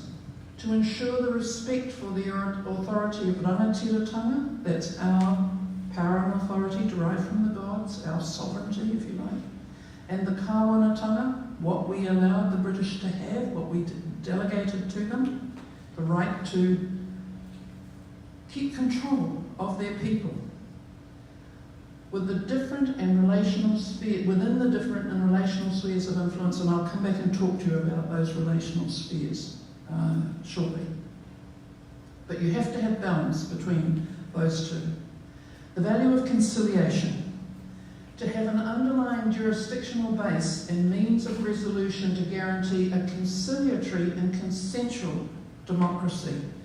Our old people have never understood the need that our Pākehā neighbours have to always have winners and losers. Why must you always either win or lose? Why can't you sort it out and come to an agreement as to what you do? In other words, by conciliation and consensus, instead of the adversarial and majoritarian. I know it would put a lot of the lawyers out of work, but hey, our old people just cannot understand why we persist with wanting to beat everybody up. Because you still got to, even when the court case is finished, you still got to live with them. Okay, the value of structure. To have a structural conventions that promote basic democratic ideals of fair representation, openness and transparency. The way the Parliament works in our country is so much of their work is secretive. You do not know what you do not know about what's going on. Suddenly something happens, and because we have no constitution, no written constitution in this country, you can't actually pull the country back, pull the government back from doing what it's doing. We do actually live in a dictatorship in New Zealand. It's often referred to as a benign dictatorship because every 3 years we have an election. But if Cabinet wants to make a ruling and do something, there is nothing you can do to stop them because we have no written constitution. Hey, at least you guys have got a written constitution. Yeah, it doesn't work that. Yeah. Okay, so in terms of the vision that came out of this, what Moana and a whole lot of our experts, and Moana and I and a whole lot of our experts did was we were supposed to come up with one model, okay? You saw what we were supposed to do, but we couldn't come up with one model. We ended up coming up with 6. And at the end of the day, we had to try and work out of everything that people were asking us, what would that end up looking like? And these were the logical structural things that fell out of it. The first is that you would have a tino rangatiratanga sphere, and in that sphere, Māori would make decisions for Māori. Nobody else would be able to tell them what to do. They would make their decisions, and the representation would be made up of iwi and hapu representatives. Okay? Not from the whānau, we have thousands of whānau, but iwi and hapu. Our people were quite interesting. They didn't want to say anything about the Kāwanatanga sphere, the existing parliamentary organisation, other than to say they are no longer to have any right to have any say over anything Māori. That will be removed from them. They can only deal with non-Māori issues. But apart from that, our people just didn't want to know about it. They just didn't discuss it at all. So you leave the Crown as it is, with its parliament. Now, because it's tricameral and there's 3 parts to this, the third part of it was what we called the relational sphere, where you would put representatives from the Kāwanatanga sphere, representatives from the Tino Rangatiratanga sphere, and they would come together in the relational sphere and make joint decisions on matters relating to both Māori and non-Māori. Okay? So non-Māori decisions and Kāwanatanga Māori decisions in Tino Rangatira, but where it's both, you do it in a third body, the relational sphere. So that's a joint deliberative body. Now the second tricameral model, the only part was different was in the representational side of the rangatiratanga part, where instead of just having hapu and iwi representation, you would include, and I've just put urban there because I couldn't fit it on the slide, but you would deal with all those marginalised communities as well. The women, the youth, and everyone else as well would be included in there. Crown stays the same, you still have the joint deliberative body. The third possible one was a change in the relational one, where instead of having a national relational body, you do it by regions. Across the country, maybe about 10 regions. And then a multi-sphere one. Now, this one relates to the fact that several iwi and hapu have reached their own agreements on particular issues with the government, and they've got treaty settlements, or they've got agreements or memorandums of understanding that you wouldn't want to interfere with. So you leave those in place, and that mana motuhaka means the right to stand independently, the power and authority to stand independently, with the iwi, hapu and the Crown, with agreements they've already made. But you would still have the rangatiratanga sphere, the Kāwanatanga sphere, and in the relational sphere, again, that wider representation plus the Crown. But it's just you preserve those existing relationships in that mana motuhaka part. Now, there was a unicameral model because logically, if you were going to have tricameral, or I'll show you a bicameral, you had to have a unicameral. There you'd only have the relational sphere, iwi, hapu and the crown. So one body making decisions together. We put it in because it had to be in there logically. It did not get well. It sort of got tossed out very quickly because that's effectively what we've got now. So it won't work. And the last one is the possible bicameral, one with two bodies. The rangatira sphere and the kawana sphere with no third body. Now, the reason for that is we have often found that when we have a representational body and we choose members from that to go and represent us somewhere else, they often get captured by the other side and they're no longer fully answerable to you and they're not really fully part of you. And they get pulled away. And so to preserve our own mana, we would rather stay together. And the kawanatanga together with theirs. What would happen in this model is you would have to find a way of those two communicating with each other in a way that was acceptable and in a way that preserved the mana of both bodies. And this one, from what I can see, this is the one that has the most support. Okay. All right, so the recommendations that were made was that in the next 5 years there would be discussion amongst Māori, so that was after 2016, and there certainly has been a huge amount of discussion. Be an agenda item on National Hui of lead Māori organisations. In fact, what's happened is I report to National Iwi Chairs Forum 4 times a year. We meet 4 times a year on every hui we have. I'm reporting back what's happening on constitutional transformation. We said that there should be a Māori Constitutional Convention in 2021 to give that 5 years before we came together and started saying, well, first of all, which one of those models, or is any of those models what you want? Do you want something else? The report was to make sure that people's thinking was being encouraged and that they could sort out a way to do things. Well, what happened at the November last year at National Iwi Chairs Forum, I reminded the forum that we had this 2021 thing coming up. And they said, why are we waiting till 2021? Why can't we do it this year? You've heard the communities right the way around the country demanding constitutional transformation. Getting in the Prime Minister's face, getting in the Minister's face, saying, no, don't dictate to us. We are going to get constitutional transformation so that you can no longer dictate to us.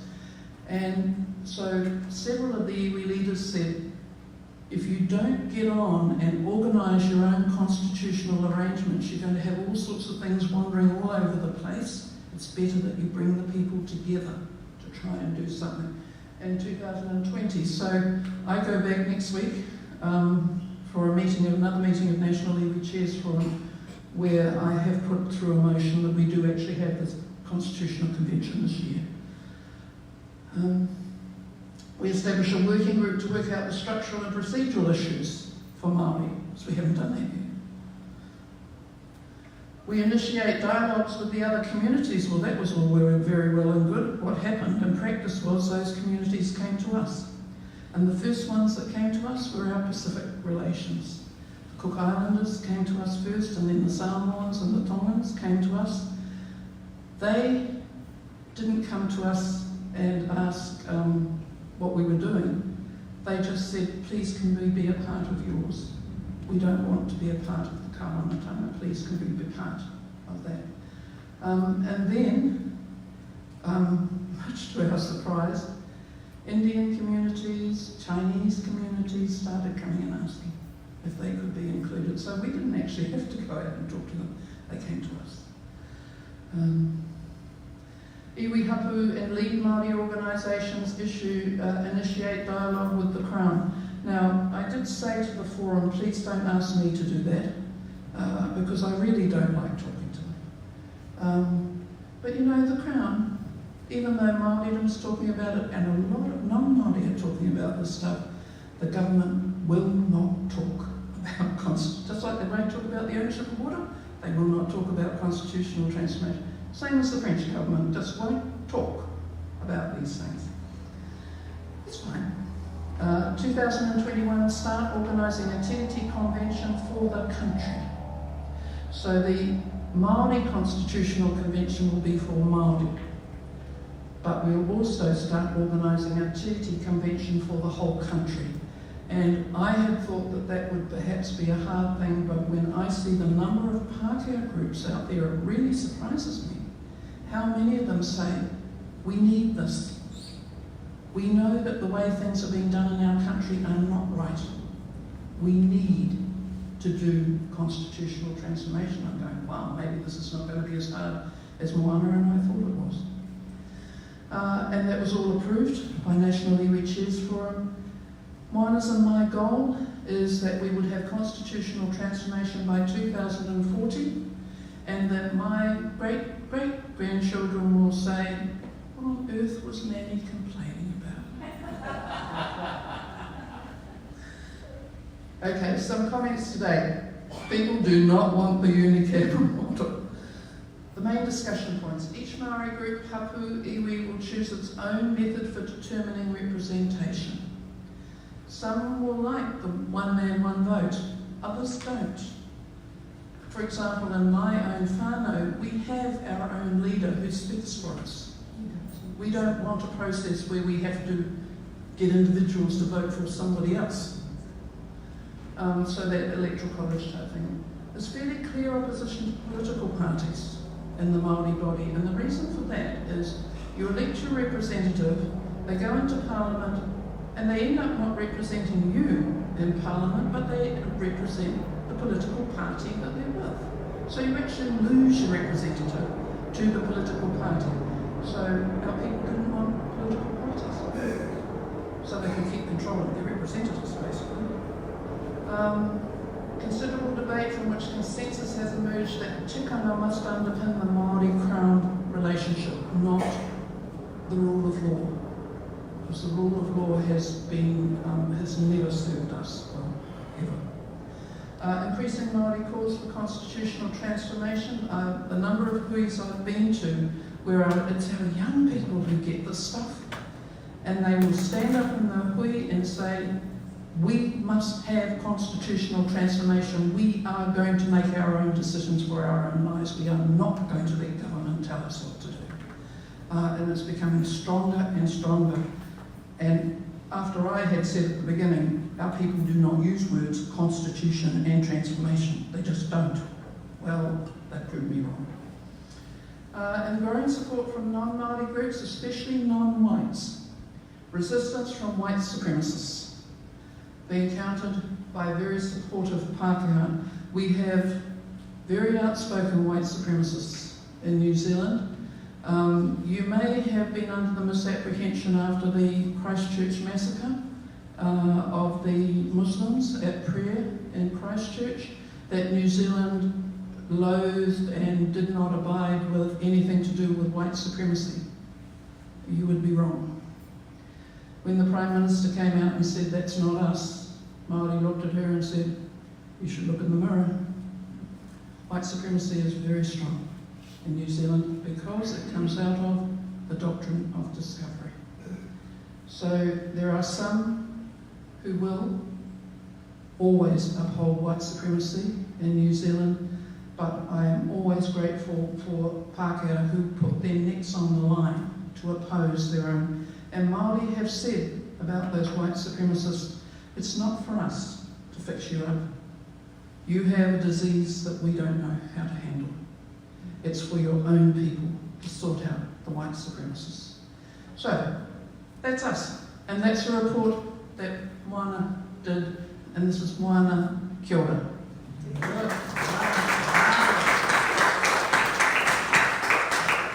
Okay, thank you guys so much for thinking about all of this. Now, you can get cards to write things, questions down, but we're going to have Dr. John Rosario. Okay, Liana, would you like to go first, please? Yes, please do. And John will certainly answer the question, and then You know, if you folks don't mind being on TV, we'll give you a mic and you can ask a question. How's that? First of all, huge hand for our panelists and all of you for sharing. Thank you guys so much for all of the sacrifice, all of the hard work that you put in to decolonize Kahiki, that you guys do at Maʻohinui, and that you do to create a constitution that is grounded in who you are and your tikanga Māori. It's such a powerful piece, so really a huge hand for these leaders who shared those strategies today.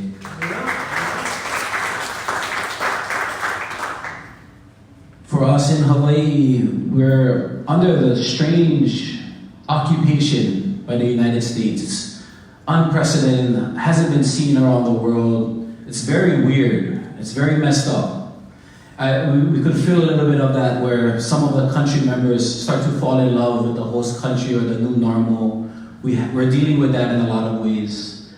But as you guys are discussing, I was thinking about the importance of education and how critical that is in your communities. And my question, I guess, my ask was, and I know you had mentioned that they were using it in some of the universities. They're starting to teach this process. How is this reaching the tamariki or the children? And maybe what are some of those strategies that we can think about here as we're starting to re-educate our keiki and shift that denationalized strategy that has been pushed upon us and reinstill this sense of aloha aina. We call it aloha aina, or the love of our land and our place and this patriotism. But that was something I was thinking about with all of this amazing work. What is the role of education, and what are some strategies that might be in place that we could run?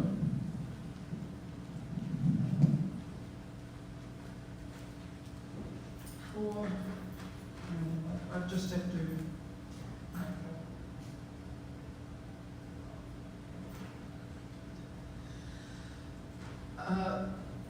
The one thing that we have that has been hugely important in the Māori world was when we took over and started teaching our own in the kohanga reo, and you've got your punana reo up there from there, and our kura kaupapa, our Māori focused and Māori language preschools, primary schools and secondary schools.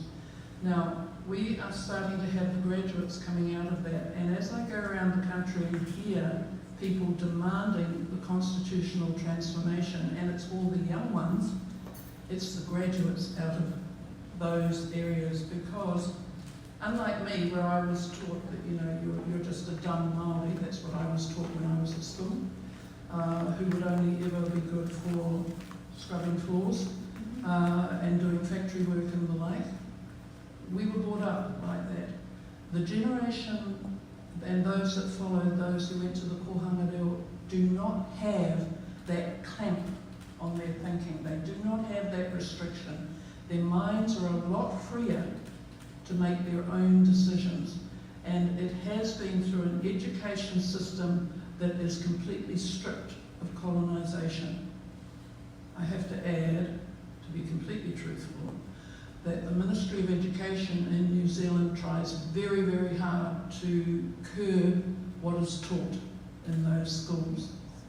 But the teachers in those schools have often been through the universities who have taught them, this is what you need to be doing in doing the constitutional transformation. So the education is hugely important, hugely important.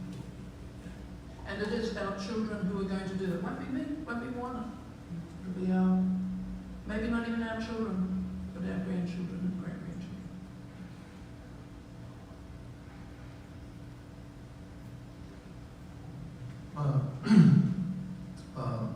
Thanks for your question. Our party's leader often recalls us what Nelson Mandela was saying about education. It's the most powerful weapon to change the world. So once you start educating in a certain sense, you can disrupt a trend.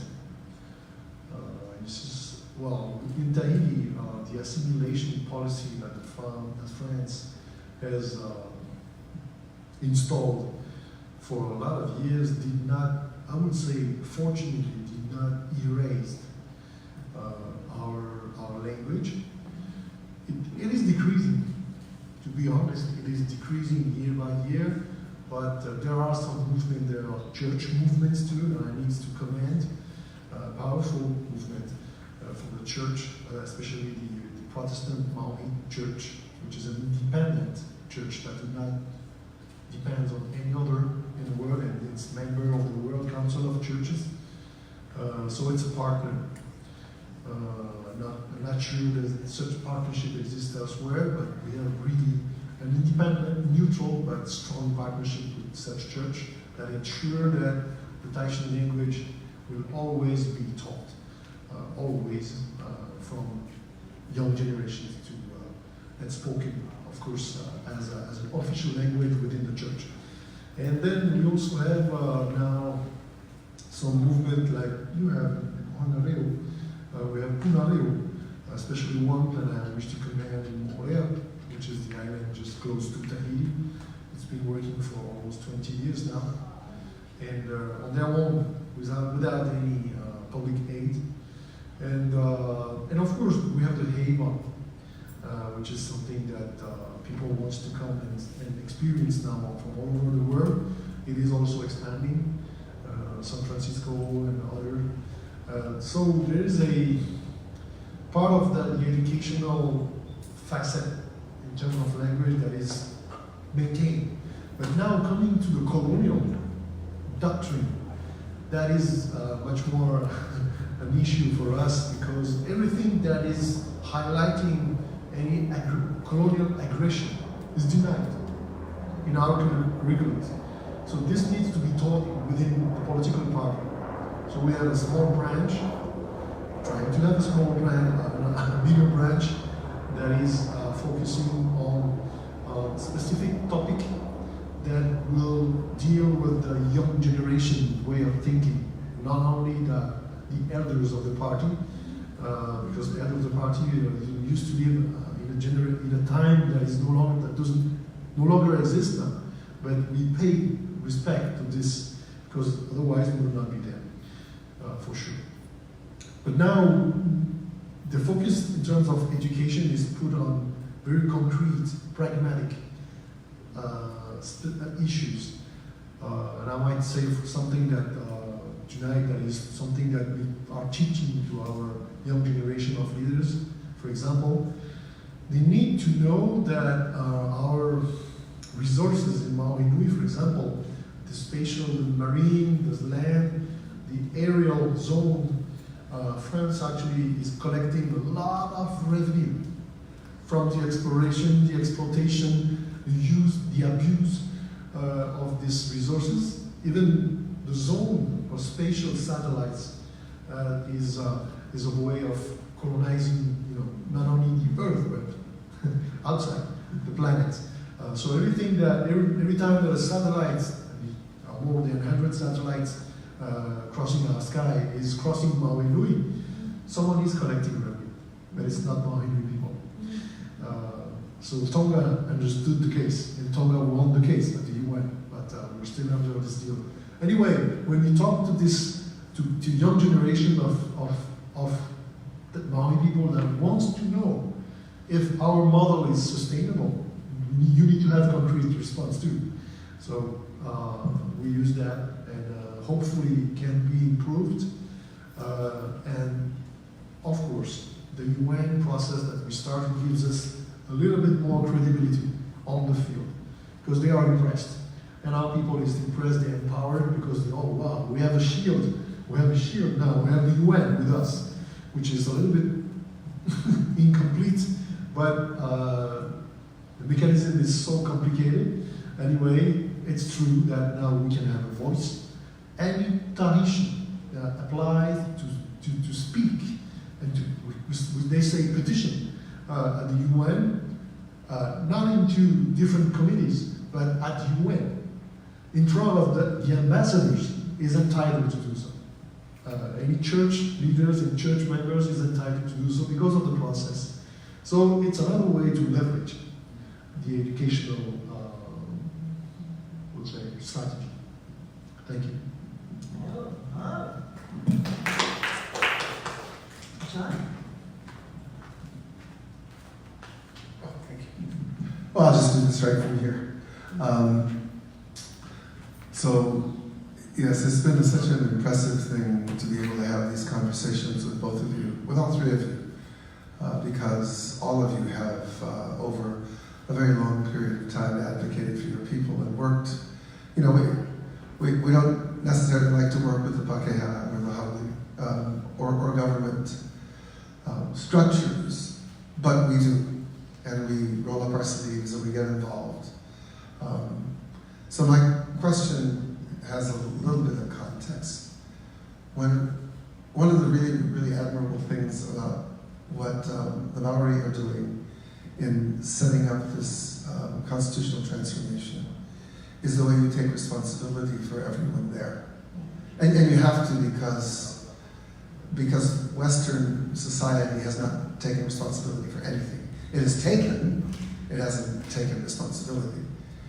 So what's left in many places that the West has gone has usually been poverty, as wealth is extracted and other people are made rich. And your willingness not just to organize your own people, but to open up governance, right, to others, to Pakeha who don't want to participate in their government, but also to other people who have immigrated to Aotearoa is really, really an important lesson for us. And I'm thinking, you know, not just of all of the hundreds of thousands of people who have immigrated here from Asia over the last 150 years, but also for recent arrivals from Micronesia in particular. So this is a really, really important thing for us to hear and to consider as we pursue sovereignty. And on your side, Ariʻihau, the way in which you must continually speak to your own people and keep them moving on a path and still dealing with the fact that France has the power and the money and continues to extract wealth. I was looking at the way in which that government system was set up, and I think you were actually telling us this, that on the Paris side, they have all of the authority and the money and the resources, but on your side, you're actually working with people. On your side, you're doing health and education, social welfare, right? You're doing the thing that's real governance. And so one last thing about this is in the last 20 years, 25 years that we have been really working towards sovereignty, we've seen Lāhui, for instance, set up a constitutional government that really underpinned the notion of laying claim to the ceded lands and really envisioned us moving on to those lands. Up on Mānoa, we're watching as young people with really no experience in this, running a municipal government, essentially, for months and months at a time, in which people are cared for, clothed, housed, right? Given medical attention. If you haven't been up to Mauna Kea, you need to see that for yourself. So I think that in some ways, we have these things in common as Polynesians. We take care of people. And so finally, I come to the question. Our unifying theme at this moment in our history is alive: to care for the land, to care for the sea, to care for the ocean. Could you both maybe talk a little bit about how we can do this, not just collectively, but collaboratively, openly, establish relationships, work together, start to trade with one another? Has there ever been any thought about that, about bringing back the damn triangle, right? And trading among ourselves and exchanging among ourselves? Has there been thought about that?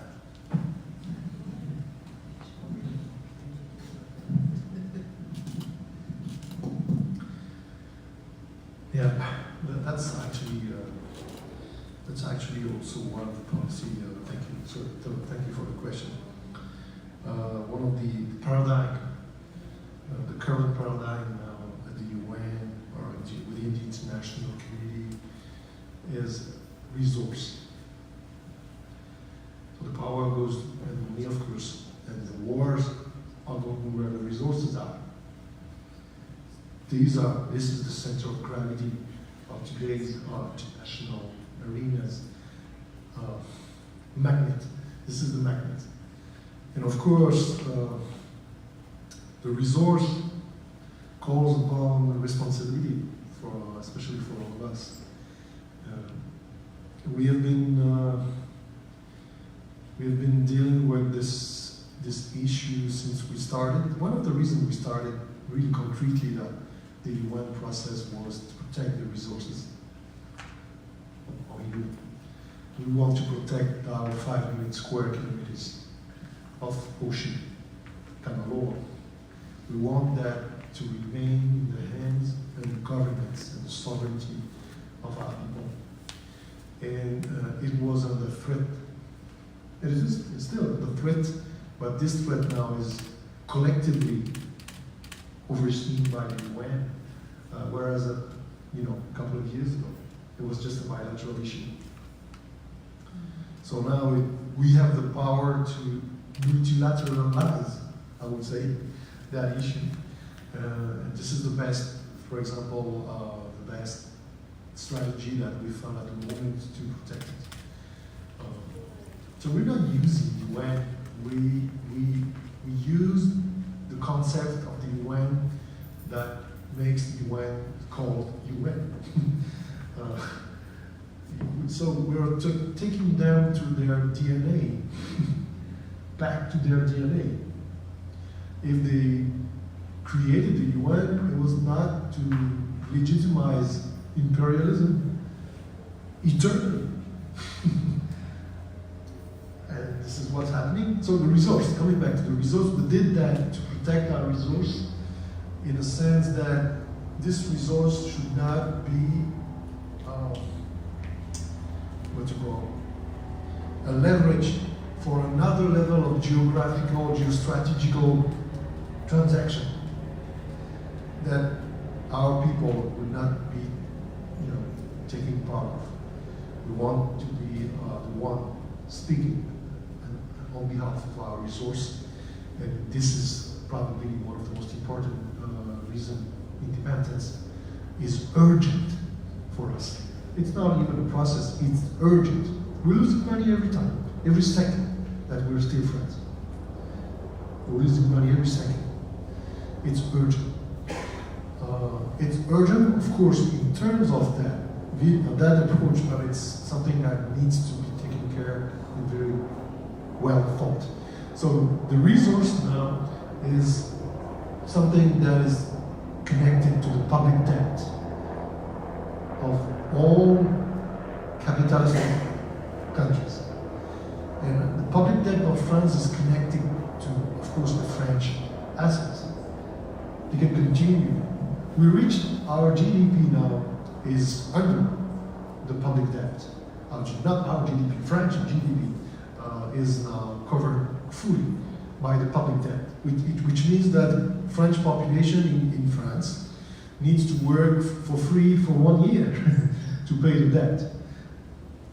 But the thing is that in our case, France is continuing to negotiate its own public loans using our assets as their assets to guarantee the reimbursement that they will never be able to do.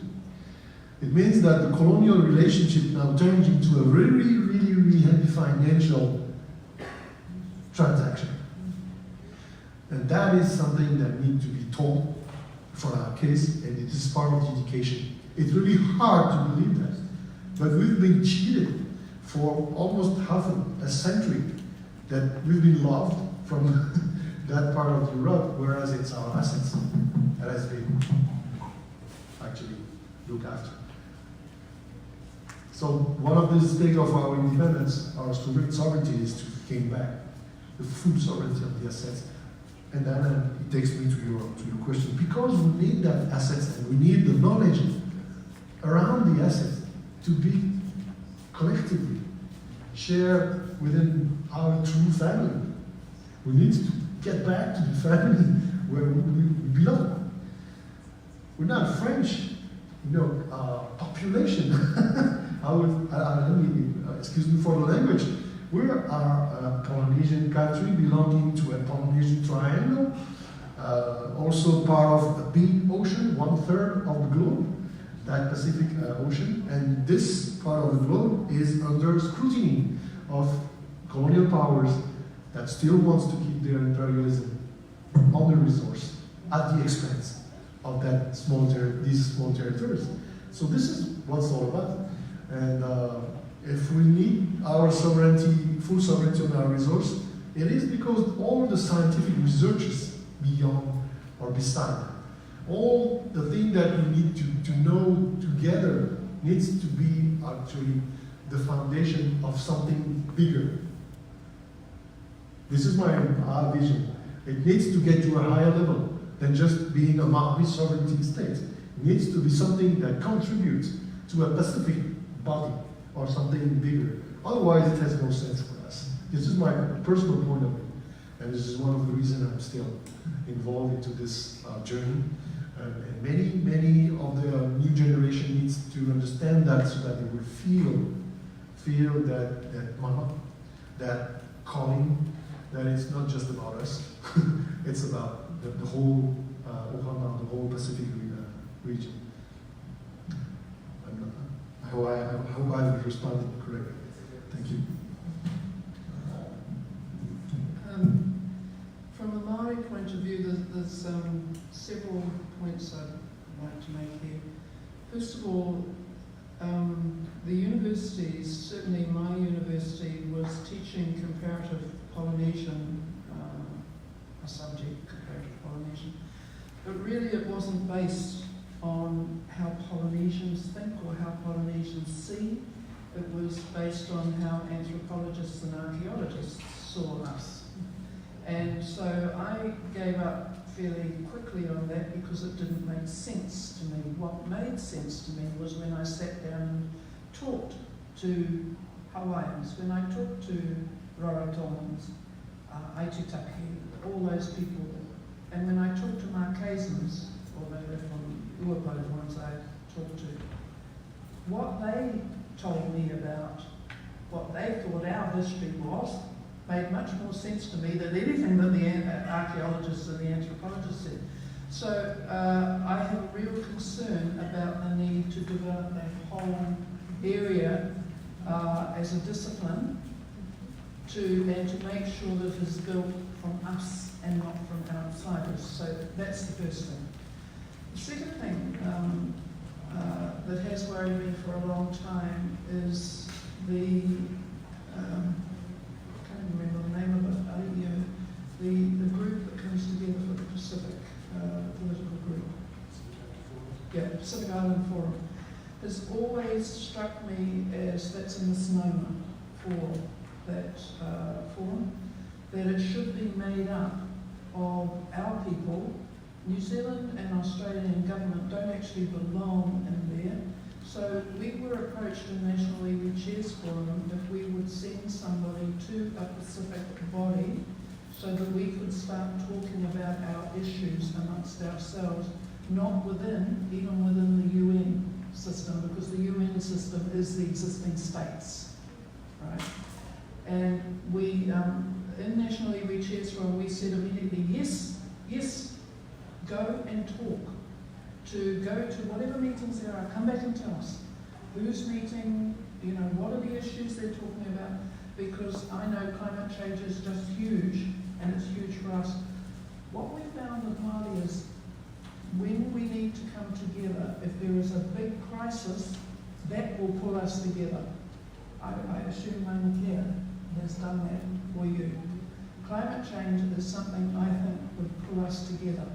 But the person who came to us and asked for us is someone who deals in international trade. And he's often the United Arab Emirates and Taiwan and that. And we said to him, why aren't you dealing with your own Pacific? neighbours, and then came back and said he'd been asked to go. So, yeah, academically, clear what needs to be done there. I think we just need to talk to each other, have meetings of each other around the Pacific, to get on with it. Just get on with it. Stop talking about it. Get on with it.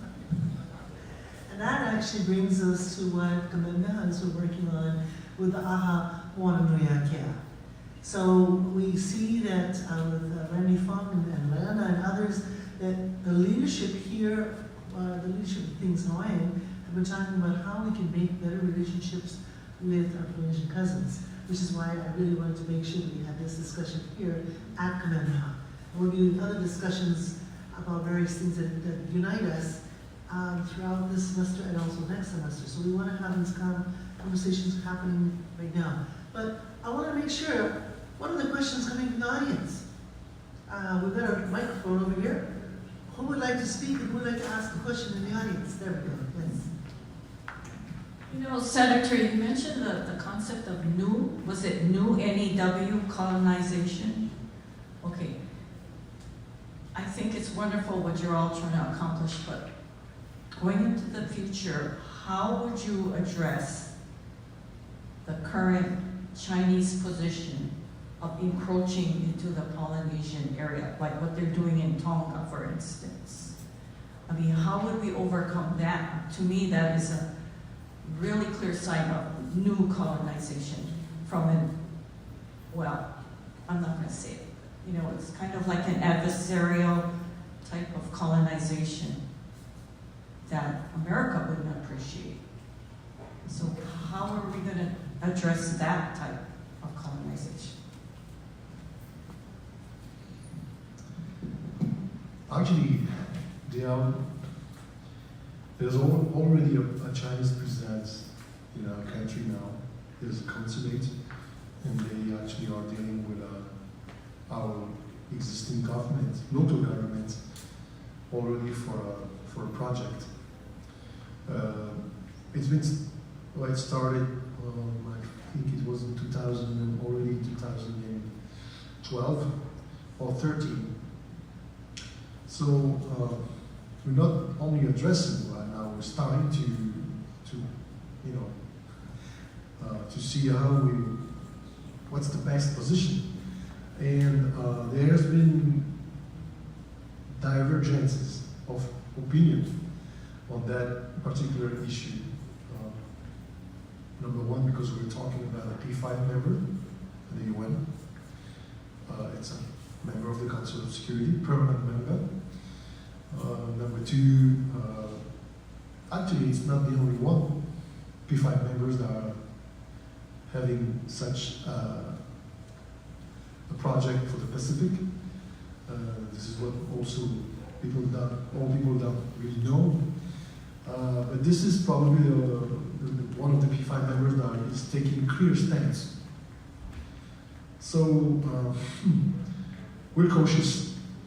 What I can say is that we're very much cautious about that. But the idea at the moment is to, you know, secure our environment. Of course, I didn't mention in my slide, but environment also is a portfolio for our ruling government. And as a member of the Assembly of French Polynesia, this is the name, APF. We are elected, and we are actually doing our best to actually make sure that any legislation that is voted regarding environment connected with, you know, these projects with Chinese behind are in the best interest of our. Say that the current government, I'm not here, of course, to talk about that local affairs, but it's not the most protective one in terms of interest for the Maori people. That's the most I can say tonight. So we would like another government that will just make things clear, that these are the criterion for any other countries, including China, in our country to invest. This is what we put as a requirement. If this country does not meet the requirement, we don't want that. So as far as we discuss, we have a good dialogue with this in investing countries, and as far as we are strong in our own legislation, putting at the forefront the interest of the Maori people and their intrinsic relationship with the land, the culture, and all the elements, including the ocean, then it might be, I would say, a sufficient process to protect our country. We understand now, since we started the UN process, that we are in a globalized world, and any independent country cannot sustain on its own. It's an interdependent connection between independent countries that makes the world running today. And some countries, of course, are paying more attention about the environment than others. And so when it comes to this, to dialogue with this kind of, this profile of countries, we need to be cautious. This is how I see, this is how we see in our group within the APF, the Assembly, this situation. But we're disappointed by the existing government. But this is, and I would say that this is not a matter of colonial interference.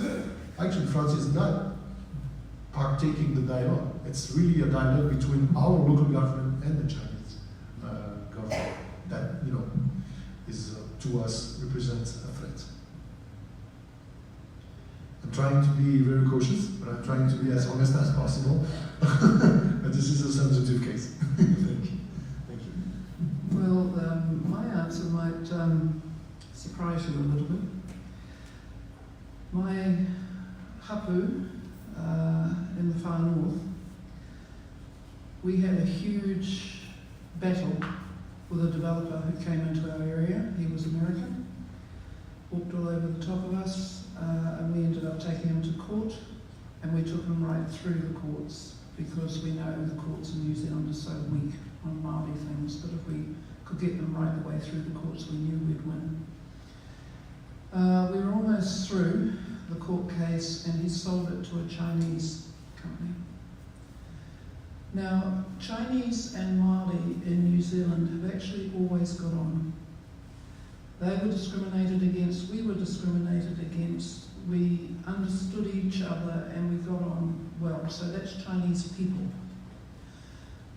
And I knew that, and so I asked to meet with the Chinese company. I didn't want to meet with the lawyers, I wanted to meet with the company. They came, and one of the things that the American had managed to get was authority to build luxury houses on the top of one of our burial caves. And that's why we were taking them through the courts. And when the first time we met them, it was actually the young people who said to me, take them to the university's meeting house, our traditional meeting house, that has all the atua in it, all the akua in it, and explain to them where our thinking comes from. I got halfway along that, and I came to one that's called Aitua, and I said, this is the God who deals to you when you breach tapu, that's kapu for you, and brings disaster to you and all those around you. And I do need to let you know you have authority to build on our burial cave. They stopped me immediately and went into a huddle. This was all being done through interpreters, by the way.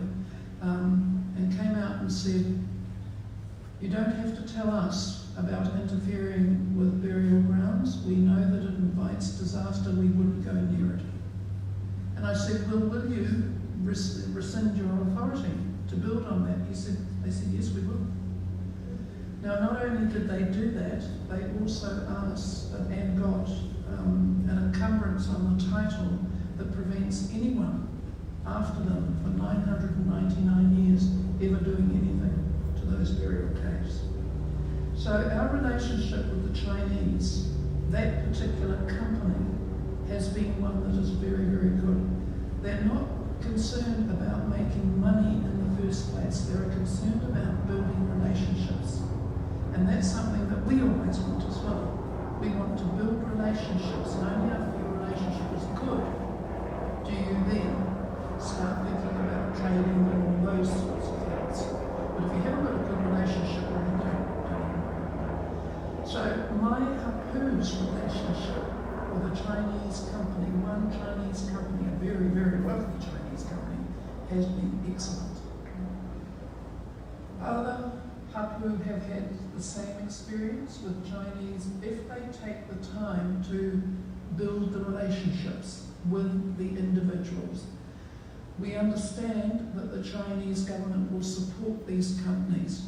There are other companies that we know have taken what we call the Pākehā route and just ridden roughshod over Māori. But at the Chinese to Māori level, we actually find we get on with them. And they understand us, even if we don't speak their language, and that gets really hard. Okay, so might surprise you, that one.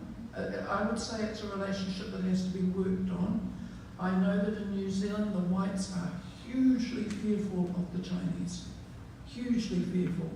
But to me, it's an unfounded fear. It's a fear of the unknown, and it's a fear of their incredible history of intelligence, being able to do things, and whites are just scared of Chinese. Māori have never been scared of Chinese. Yeah, That's a different answer. yes it is. Mahalo, any other questions out there? Right, okay.